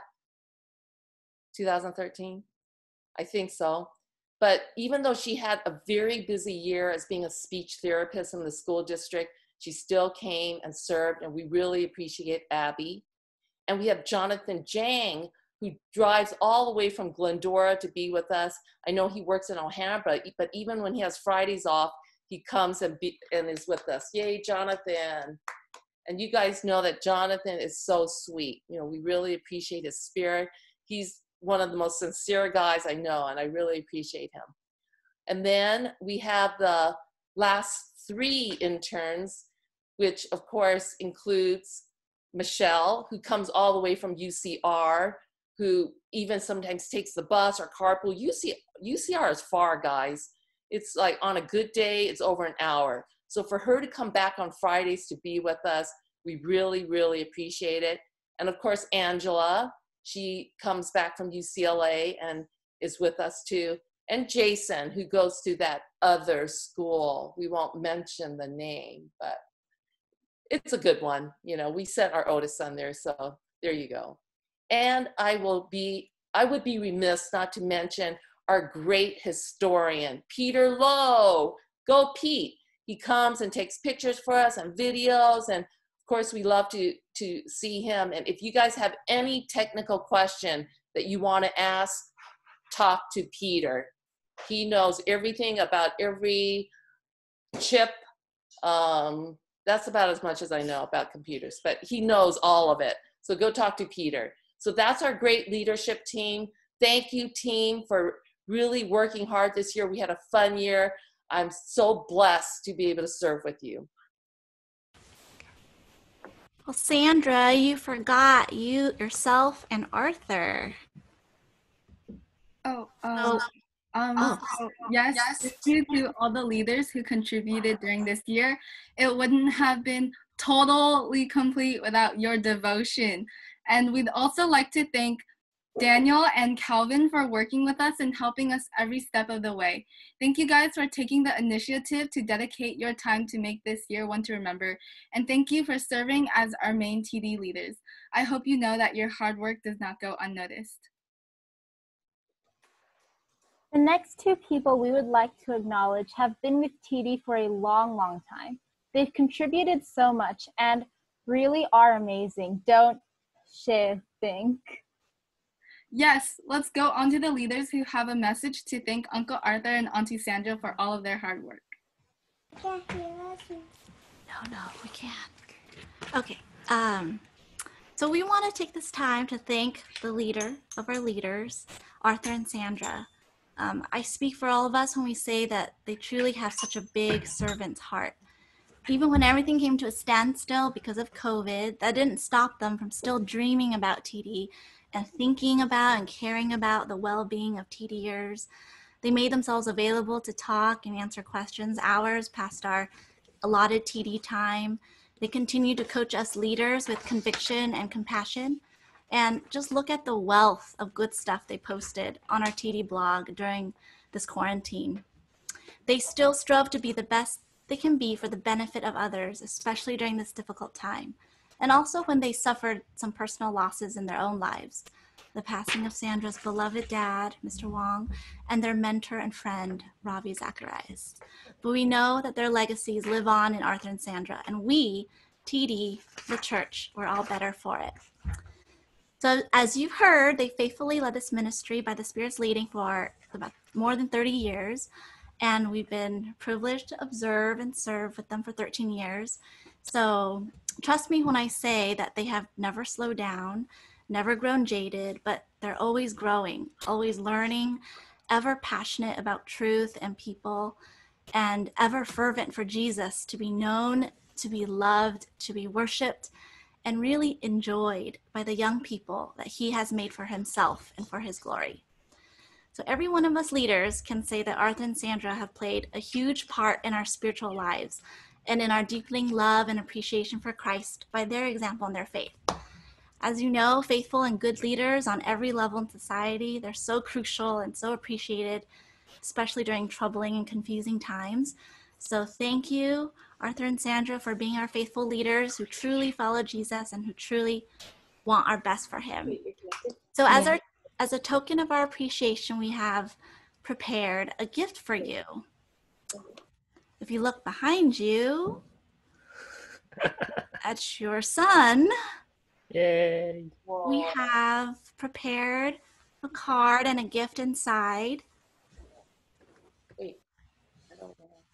Oh, the gift is going to be sent online. I know. Do you want to open it up right now real fast to show everyone? Okay. Thank you. Yeah, thank you. I want to see. Yeah, we get to see. Kathy, thank you for your thoughts, Kathy. That was beautiful. Yeah. Is this coming or what? It's all, everybody's muted. So. Everyone's muted. Good one, Hannah. Hannah did not like that we were all muted. Thank you. That is so amazing. And then if you open up the card, there's a little card, just our You gift. guys are so clever. Thank my you. goodness. Wow. Thank you. Wow. Wow. That's amazing. Thank you. Oh.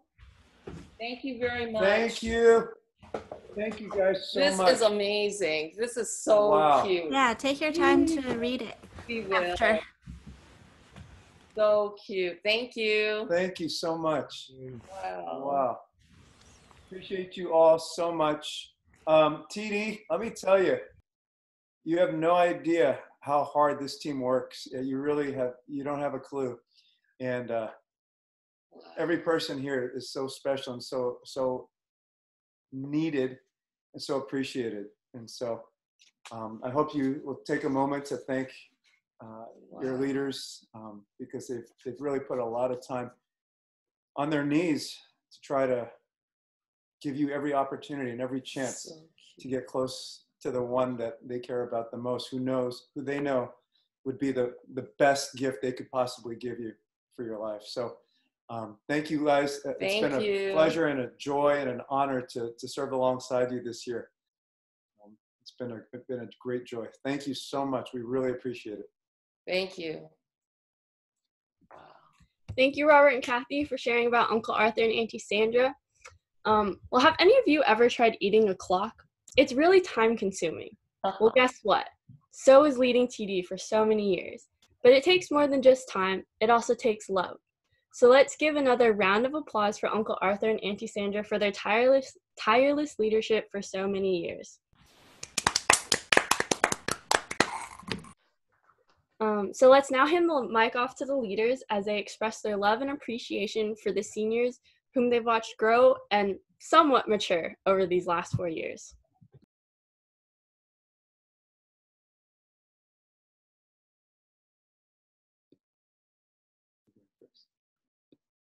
I think. Yeah, okay. Okay. I'll remove myself. Okay, I think I am the first to go, and I will share a few words for Anabell. Anabell, I seriously wish I could be doing this in person, because I want to see you when I'm doing it, but I have my Word doc open, so I cannot see you. But Anabell, I want to say I really enjoyed knowing you these past 4 years. From knowing you and your family, your sisters and your mom, having meals together with all of you, talking to you about Abraham Lincoln and the Civil War, to being able to just feel your passion and emotion and honesty every time you share, it's been a great joy. You are a very, very special girl. As my word to encouragement to you as you leave TD, which makes me sad, but we still got Rebecca and Christina, but I know you'll come back and visit when you can. But my word of encouragement to you as you go to in college, I just want to reinforce what you shared with us in your 2 speeches. In your 2018 speech, you talked about fear. There's healthy fear and unhealthy fear. Fear that helps us to live well, and fear that stifles and paralyzes us. Fear that draws us closer to God, and fear that keeps him at arm's length like an impersonal force. Remember that our fear is a healthy fear. It is a fear of a loving Father. Psalm 103:13 says, just as a father has compassion on his children, so the Lord has compassion on those who fear him. I just ask that you don't forget to embrace and lean hard on the love of your Heavenly Father. It is a relationship, and it has to be 2 ways. God is not a distant God, as the Muslims think of God, like Allah, but as you said at the end of your speech, Christianity may be different from Islam, but are Christians really different from Muslims? The way we live, not so much the building that we used to enter on Sundays, we don't anymore, reveals who our God truly is. I pray that you would live in such a way that you would shine.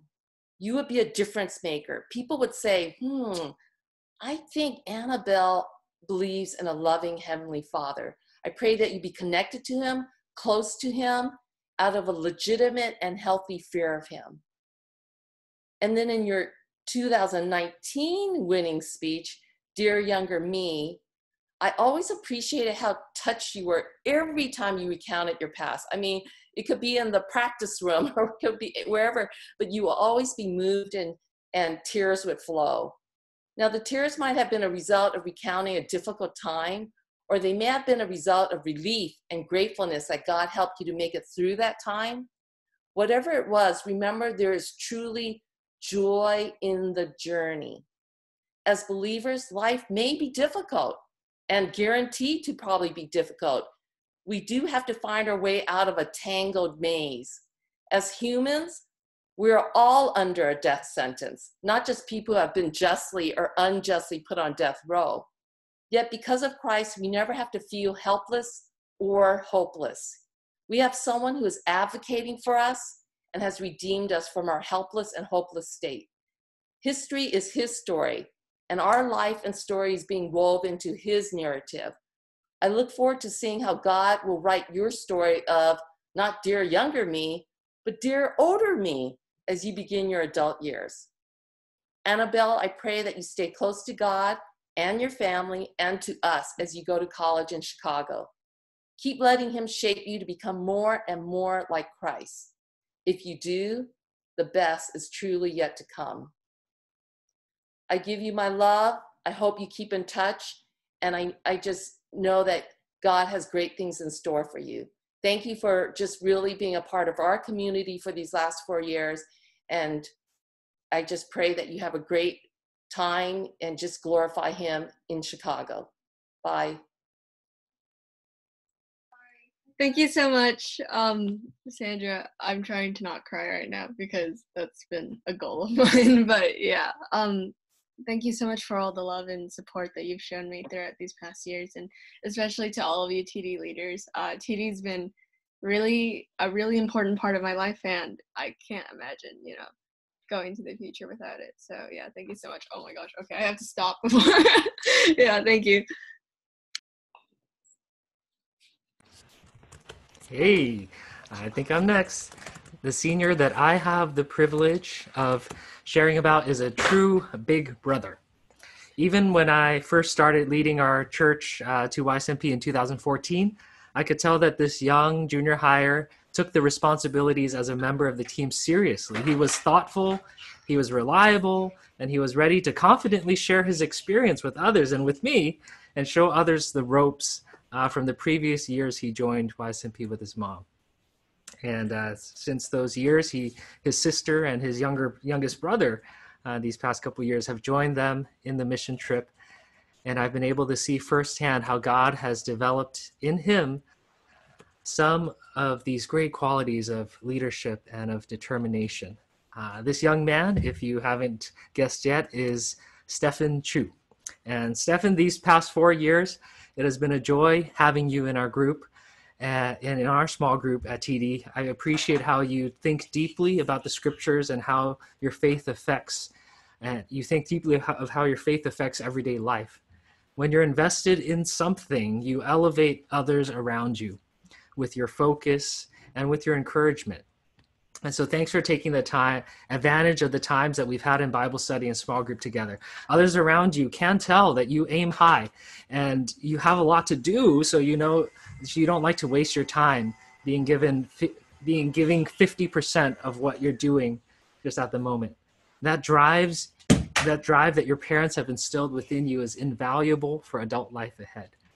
Now, another thing I appreciate about you is that you engage friends and others around you with the gospel message. You aren't ashamed of the gospel, knowing that it's the power of God for salvation to everyone who believes, Romans 1:16. Your sharp mind also doesn't make you detached from others, because I know that you take steps to personally engage those around you at school and at church.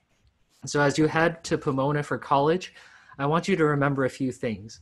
Number one, never forget that behind every question is a questioner, as we hear from Ravi Zacharias. Keep honing your skills of rational persuasion, since sincere belief cannot bypass the mind. But remind yourself that behind every question is someone made in the image of God who is separated from him. There may be deep pain or doubt, or there may be aggressive protection of their worldview. If they're afraid of what they'll lose if the truth dismantles their position, show them what they have to gain by your love for the Lord and by your humility in hearing them out.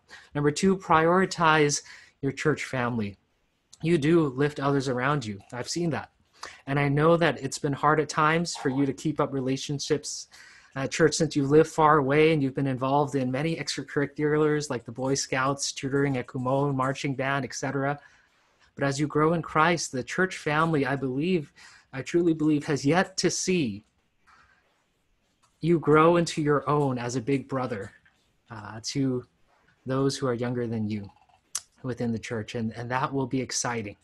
You're a great big brother, and the church family can flourish with your investment. And as you stay connected, we are excited to keep on investing in you too. And last but not least, keep aiming high. Philippians 3:12, verse 12 to 14 says, "Not that I have already obtained this or I'm already perfect, but I press on to make it my own because Christ Jesus has made me his own. Brothers, I do not consider that I have made it my own, but one thing that I do, forgetting what lies behind and straining forward to what lies ahead, I press on toward the goal for the prize of the upward call of God in Christ Jesus." Knowing him and living for him is worth your pursuit, is worth your ambition. And so we're excited to see where that leads as you head to Pomona. Thank you. Thank you, Robert, for your words of encouragement. It was a joy being in your small group and working with you during YSMP. Thank you. Hi guys. Okay, I'm just gonna get started. So, what do cute animals, Baby Yoda, and Christianity have to do with each other? Well, for one, they've all been made into memes. And if we were to hold a total devotion-wide contest on memery, I'd have no doubt that this senior would be dubbed the meme king. Now, you might be wondering, is this guy a clown? Yes, is what you'd say if you didn't know him at all. If you've ever had a prolonged discussion with this individual, you'll quickly see that politics is his passion.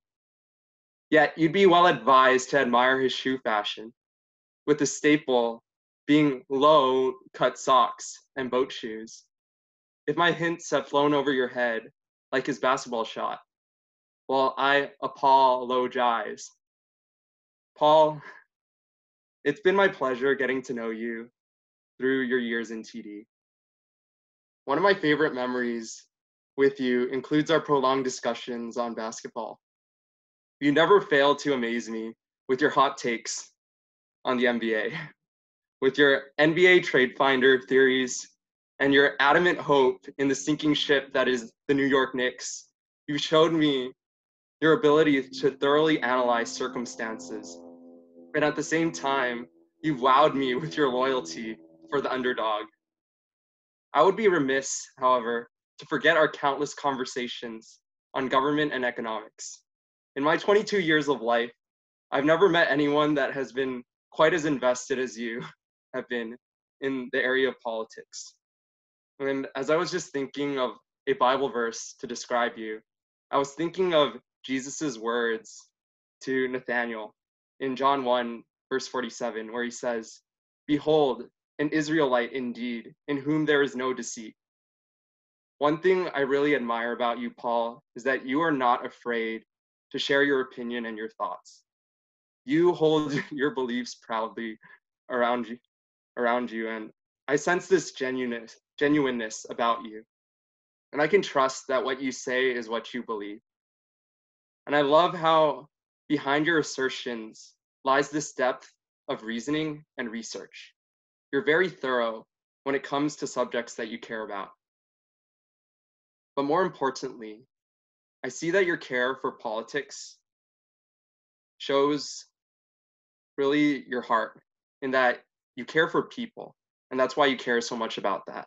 Your heart just yearns for the welfare of others, and you desire the best for them. And I'm very encouraged by how you seek to defend those that are needy and helpless. Now, from a superficial look at your life, some might say, you're just that quiet kid that sits in the corner at TD that seemingly lacks passion. But I've seen moments where you've been ready to just fight for what you believe. I've seen those texts where you poured out your heart and you shared and you spammed me and you're like, sorry after that, but you know, just seeing your perspective and seeing like how you love certain things and how you're passionate about it really energizes me. And as I speak on what you believe, you know, Jesus is one person that I know that you trust and you believe in. It's clear that you've had your moments with him, and it's clear that he's worked in you and he's changed you. But in many ways, your journey is just beginning. And as you head off to Westmont, I want to charge you to seek Christ more diligently. Don't let the novelty of college and its freedom take you away from that personal relationship with Christ. And at the same time, I challenge you to continue to hone those skills in speaking, in politics, and don't let the pressure around you push you to wearing facades. Stay real. And I also just pray that as much as you grow in knowledge, that your heart will grow in the same amount as well. I look forward to seeing the ways that God is just going to use you in the future years. And I've really loved talking with you, and it's been my pleasure getting to know you. So let's stay in contact, and I just want to say, love you, bro. Thanks for the time, and peace. Thanks for the words. I don't know, it's kind of knocking me speechless. I'll figure out something to say. I'll figure out something to text you later, though. Nice. Yeah, great hearing you guys share.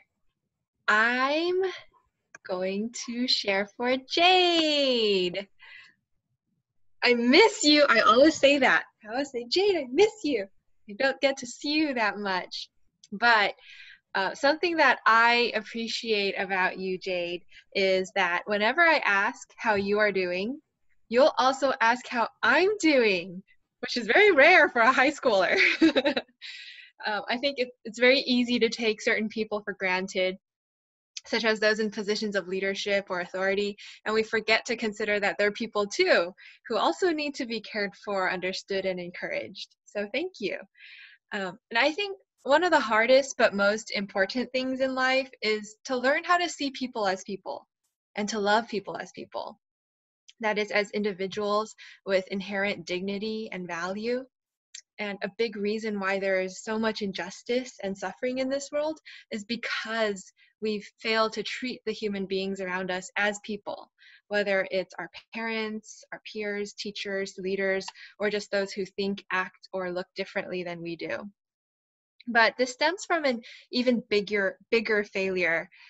We've failed to recognize, respect, and respond to the person who is the greatest and ultimate source of dignity and value, the person who not only truly sees and loves people as people, but created all people in his image. Perhaps of everyone we know, God is the one we treat least like a person, even though he's more of a person than any of us are. Think about it. How would we feel if someone we loved treated us like how we treat God, if they never made time for us unless they were forced to, and maybe they even hated spending time with us, or if they acted like we didn't exist, or they only came to us when they needed something, or they were ashamed of us and never acknowledged us in front of other people. Our hearts would break. And yet, no matter how many times we've rejected and broken his heart, God has never stopped loving us or given up on us. Instead, he reached out to us in a way that we could never understand by becoming one of us, to show us just how much he does care and understand. He shared our struggles, carried our burdens, and suffered for our failures at our hands. You know the hymn, How Deep the Father's Love for Us? There's this stanza in there that always makes me cry, and it goes, "Behold the man upon a cross, my sin upon his shoulders. Ashamed, I hear my mocking voice call out among the scoffers. It was my sin that held him there, until it was accomplished. His dying breath has brought me life. I know that it is finished. And we didn't have to stand in the crowd and yell, "Crucify him," to share in their guilt and rejection of God. We just had to treat him like we already have, but we don't have to stay there. In fact, he came so that we wouldn't. He came to bring light into our darkness, purpose into our living, rest into our souls, and love into our hearts, so that we could experience the joy, security, and peace that he intended for us all along. And you're heading off to college during a particularly difficult and uncertain time. Tensions are high, fears abound. We've talked about some of that before. So I want to leave you with one of my favorite verses from Isaiah. You keep him in perfect peace, whose mind is stayed on you, because he trusts in you. Trust in the Lord forever, for the Lord God is an everlasting rock. As you enter this next stage of life, I pray that you would learn to trust and stay your mind on him and experience the perfect peace that Jesus promises, a peace that this world cannot offer or understand. It's a peace that comes from trusting in a God who is not only in control, but who knows and gives what's best to those who leave the choice to him. So you're in good hands. And I love you, and I'll miss you. Make sure to visit often, okay? Well, thank you so much. And yeah, I'll try to come back too. Thank you.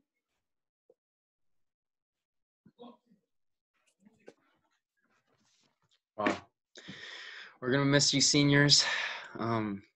Well, last but not least, I want to share about my boy, Big B, and give you a kind of a send-off and a charge. Benson, it has been a pleasure. It has been a joy to be a part of your life these past years. I think one of the key defining moments of my perception of you happened at association drill during your sophomore year. And you were giving your speech on Christianity among other religions. I mean, if you don't remember, let's recount those words a bit. What makes Christianity so special? A single God? Islam, Judaism, and some branches of Hinduism have that too. I ask again, what makes us special? Jesus Christ? Now we're getting somewhere. And I think that is something that started there, and something that I got to see over the years, because now we are getting somewhere. Some of my favorite memories with you, Benson, have been in discipleship.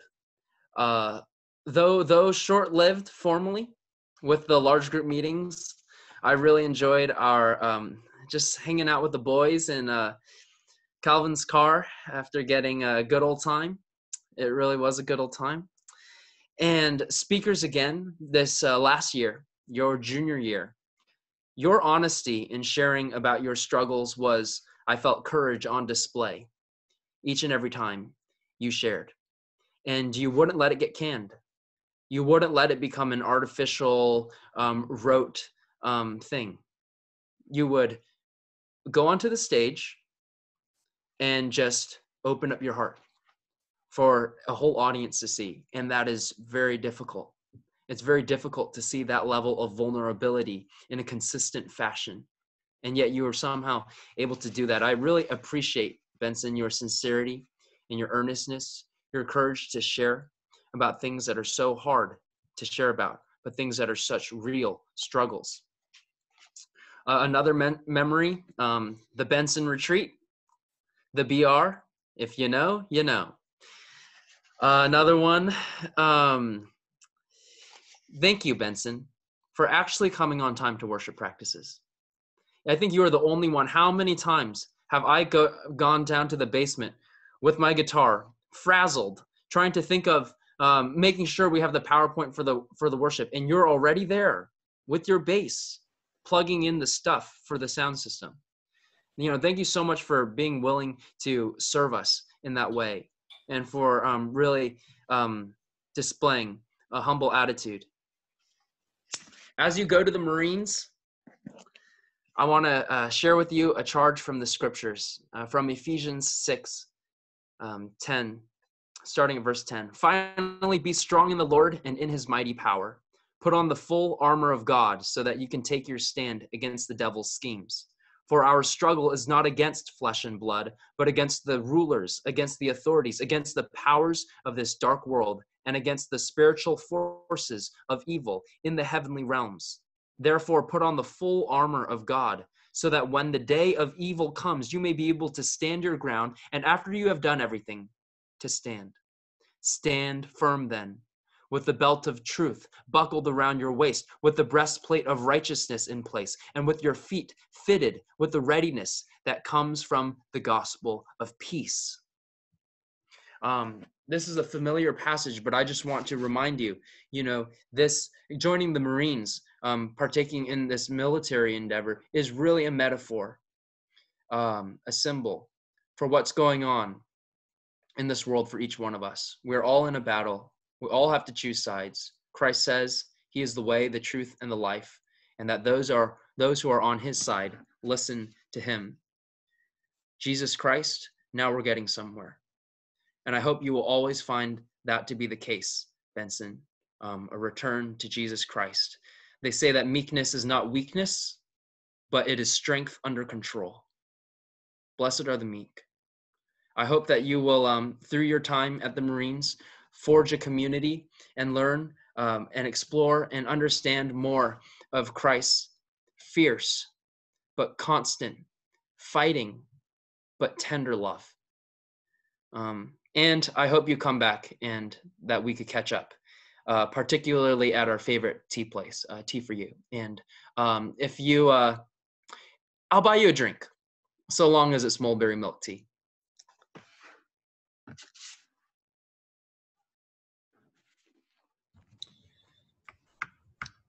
Yeah, thanks for the encouragement, Daniel.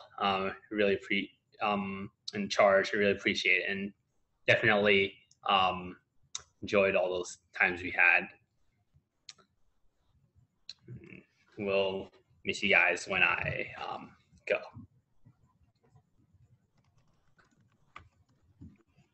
Well, thank you so much, TD counselors, for sharing a few words about our beloved seniors. And although our year was cut short and some may find quarantine at home boring and tedious, we've definitely created some unforgettable memories through our time together. Here's a quick slideshow as a tribute to our amazing year and, of course, to our remarkable seniors.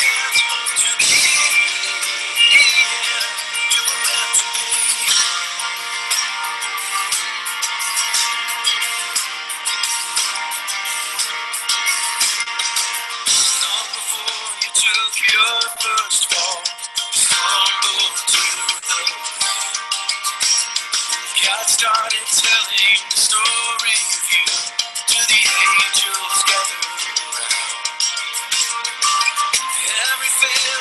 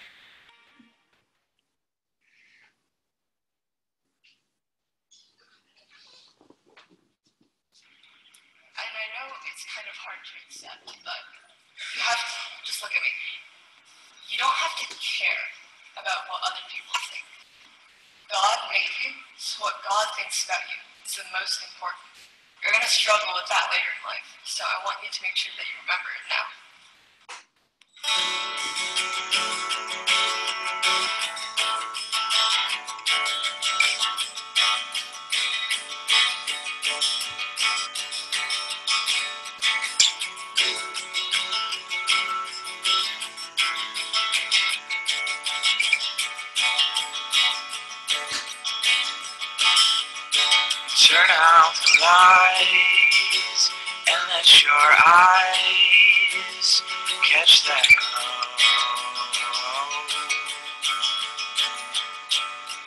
Open up, try to see, and then you'll know. Just feel your heart fight hard to catch some light, just like a child smile, cutting through the night. Is this what love looks like? Is this what love looks like?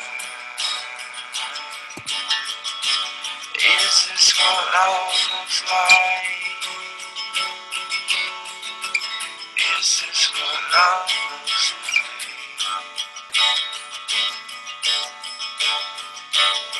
Boys and girls around the world, they need a home.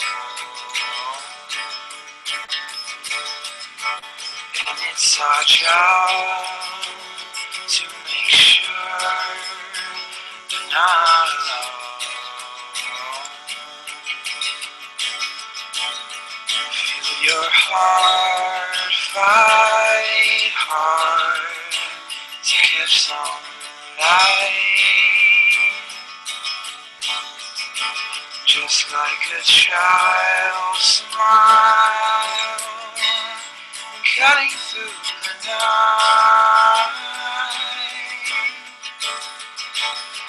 Feel your heart fight hard to catch catch some light, just like a child's smile, cutting through the night.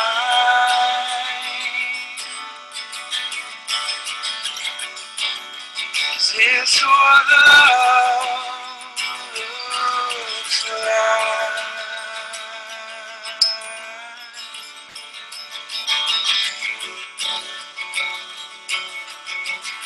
Is this what love looks like?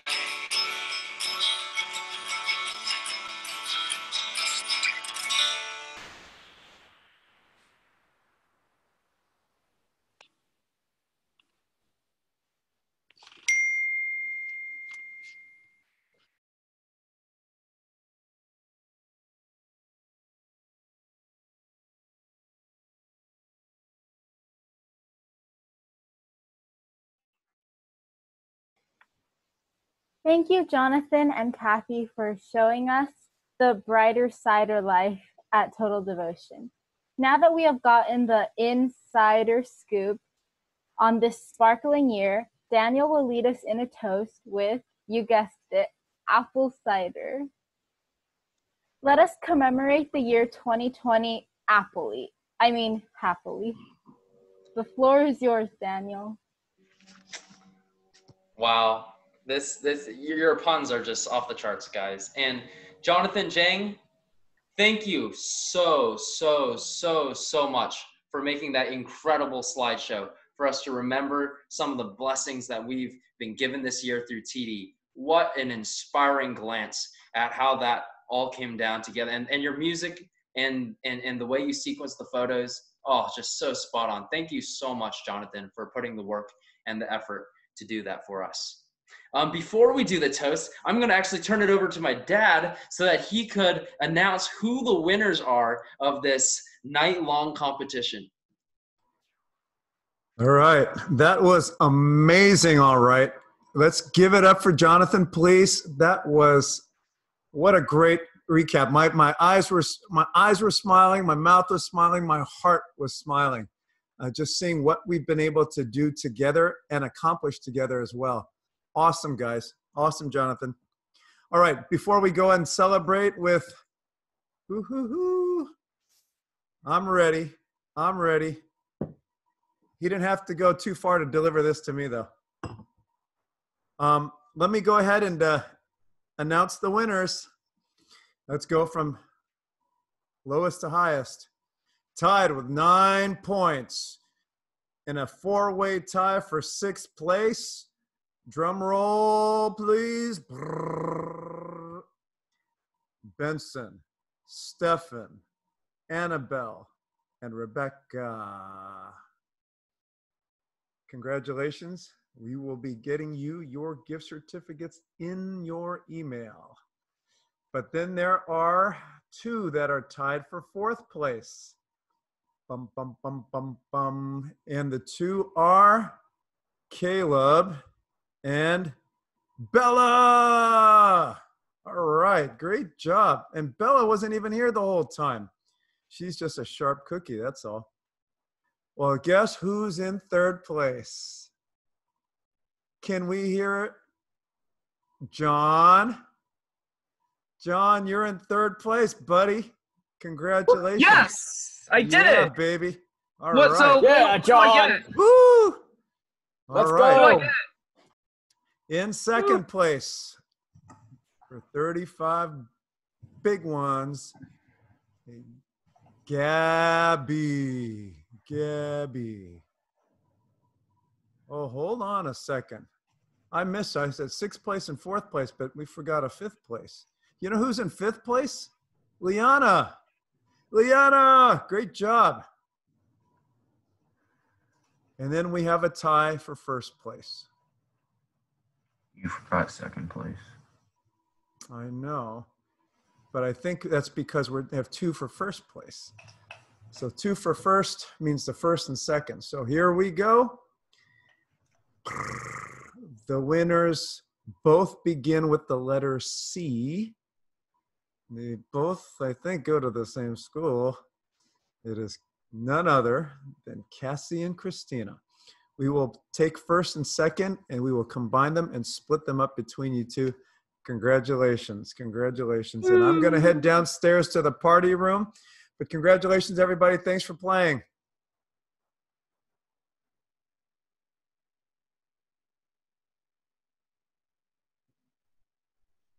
Well, guys, our night is coming to a close, and so is our year. What an amazing year. I just feel so blessed to have been able to experience this with you guys. Truly amazing to see God work, and we're still kind of like wondering what he's doing with this whole social distancing thing and the pandemic and stopping TD right when I felt like there was tons of momentum, you know, just climbing. V for V, speakers was getting started. You know, our church was hosting speakers for the state, and then all of a sudden we're doing this. So, you know, I'm still waiting for why God allowed that to happen, and the purposes behind that. But here we go, the toast. So this is a moment that we've been waiting for and preparing for. Earlier today, you may have received a little bottle of apple cider. I just can't help but think of Harmony's puns when I think of apple cider now and the brighter cider of life and all that. Okay, sorry. And on the tag, it says to, please do not open until instructed at the banquet. Have a clear glass ready for the toast. Well, now is the time. You are being instructed. Please go get those bottles. Please open them up. I found that if you put a towel over it, it hurts your fingers less. They're twist off though. And please find a glass so that we could do one last cheers with. And while you're preparing to do that, I just want to explain a little bit why we want to hold this physical symbol in our hands. And I think it's to provide us an opportunity to partake in a symbolic and celebratory gesture. Because though we can't meet in person, we still want to take a moment to remember that God's goodness, which we are themed our whole year around, is an embodied, incarnational goodness. It's not just some virtual, nebulous thing. It's actually concrete. You could taste it. You could see it. You could celebrate it with other people. And that's what we want to do with this toast. Amen, man. The scriptures tell us always to remember. And memory is an important spiritual faculty because it shapes our perception of God. And I just want to open up the chat right now. Before we do a toast, I would love for people to just type in something they want to toast for, something that they want to give cheers for, a memory of how God encountered you here at TD this past year, or a particular blessing you want to thank him for in the chat, and more reasons to give a toast. So while you're preparing your drinks, please be thinking of those and typing those in the chat. Yeah, we're gonna get the party started. Man, I gotta run upstairs to type mine. I'll type it for you. What do you want?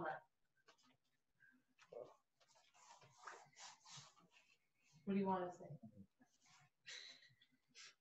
How about you guys? Do you have anything to say? Do you have any particular memories or any particular blessings you want to give a cheers for from TD this past year? Just being in this living room reminds me of V for V, and I think that was definitely a highlight of the year. I think just coming together and kind of being united with our church family was really special. And yeah, it was just a really great year. A lot to give thanks for. Yeah, same here. V for V was huge. And the camaraderie we built, and to see you guys come through so big and be able to take up another person's infirmities as your own cause. That's the stuff the Christian faith is made of. That you guys, particularly, I'd say you girls really led the way. Wow. And you girls, and some guys, but mostly you girls, really to care for the weak, to identify and empathize and say, I'm going to do something about it. It was inspirational to me. Yeah. It's amazing. Yeah. I love to see what's coming in the chat here. Starting my walk with God and making friends who understand him. to the counselors and leaders who put a lot of time and effort into the year, times of worship, skits, creativity. Mhm. These are all things to give cheers for. I want to give a quick shout out to the freshman class. You guys really brought it this year, and I'm really proud of you guys for how you adapted to a new ministry environment and how you thrived. I really hope that you guys will continue this momentum on for the next 3 years. Please, freshmen, no sophomore slump, okay? No sophomore slump. No sophomore slump. Let's go. Super soft. Let's go. Great. Well, thanks for populating the chat with these things. That's very funny, Mom. One more thing. Hey, seniors, I've had an awesome time with you in Sunday school. We actually really got connected, and a lot of you seniors actually I traveled with, and so it's been a few years together that we've been intimate and we've got to know each other on a much deeper level. So gonna miss you guys a lot, but expect you guys to be doing things that we've talked about in the places that God places you. Yeah. Well, shall we? All right. Is everybody ready? Let's raise a glass. 3 cheers. Raise a toast. I want to see everybody's cups. Yeah, I gotta see this. Can you hold on a second? Can you unhighlight us? Can you unhighlight us? I'm gonna take a screenshot once everyone has it up. Yeah, we gotta. Okay, everyone has it up. Tell everyone to have it up. I'm gonna take a screenshot. I think you have to go into full Yeah, I need. No. Go. Just hit that. Just hit that. Boom. All right. Oh, yeah. Got it. Yeah. Yes, this is beautiful. This is wonderful. Hey, where's Jason's cup? Again, never mind. Jason's used to drinking his beverages like that. All right. He goes to USC, you know. Oh no. All right, 3 cheers, guys. 1, 2, 3. Cheers! Yes, Cheers! Woo! Cheers! Cheers! I'd say unmute. Cheers to me! Yeah! Cheers! Cheers to everyone in all. Cheers to you guys. All many years ago. Cheers to that with the great taste. I gotta open it right now, but it's hard. Cheers! All right, great job, Cool. Great job, you guys. Leaders, this is for you. TD Years, this is for you. Absolutely. Well, Salute day. We'll let Allison go. Thanks, Daniel, for that wonderful toast to all the TDers who finished this year strong. Although, to be honest, if we had not all finished this year strong, I think we'd have been a different kind of toast with our parents. Anyway, on behalf of the juniors who have emceed tonight, as well as everyone who helped put on this virtual banquet, we would like to thank you so much for spending your night celebrating the TD Years with TD. Congratulations to our TD seniors. Before we finish off the night, I would like to ask Auntie Sandra to close us in a word of prayer. And just want to say one more thing before my mom prays. That is, thank you so much, juniors, for bringing it. What a fun night. Thank you so much. Yeah. For energy and investing in this program and emceeing at a high level. A high level of punship. So punny. I can't even stand it. That's a classic. Unstoppable. That was awesome. Thank you, juniors. Okay, do you have to put yourself on mute so I can? Yeah. No, she can do it. Okay. Let's say a word of prayer to end this wonderful, wonderful evening. Lord, we just humbly bow before you, and somehow I just feel from tonight how precious life is. I know that the COVID created social distancing, but somehow we are doing it to preserve life so that the most vulnerable don't get sick. And Lord, we just thank you for life. We thank you that we could share life together in TD. We could rub shoulders. We could get to know each other. We could encourage each other. We could just really pray for each other. Thank you for that great privilege. Help us to never take it for granted, but help us to treasure it, Lord.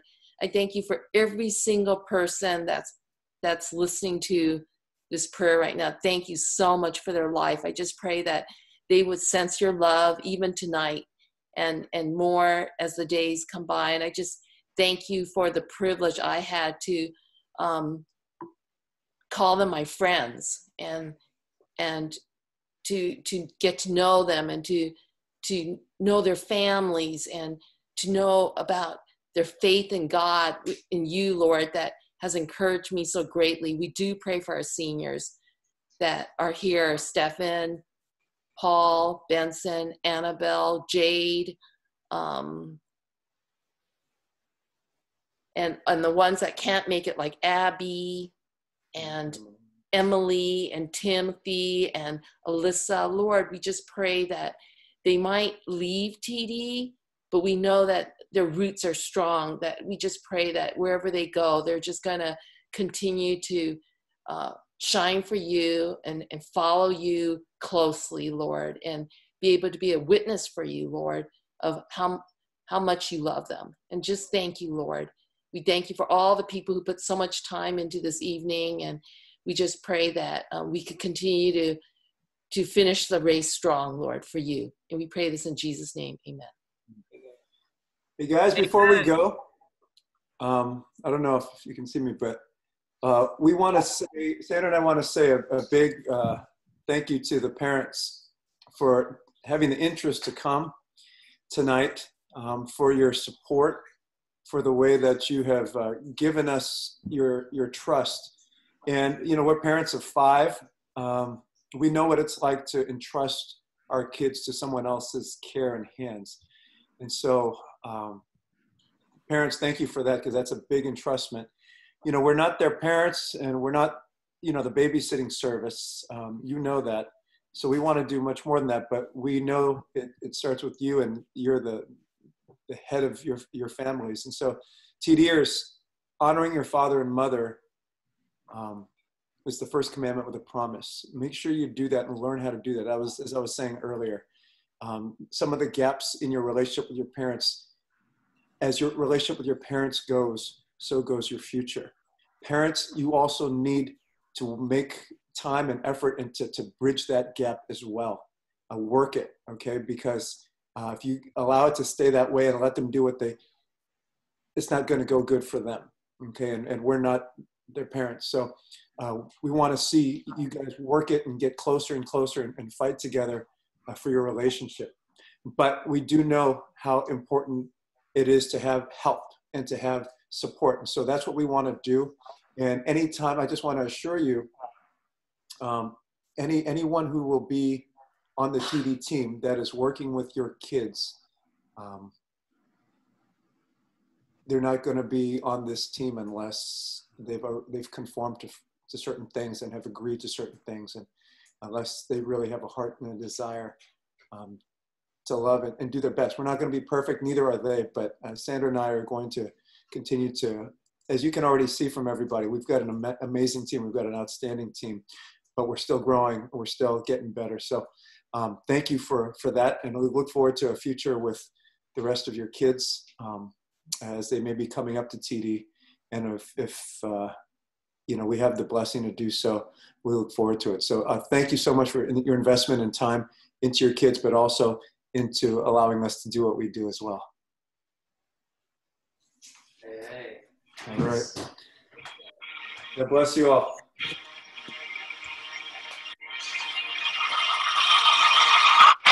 Wait, this is Sandra. What are we going to do for our prizes?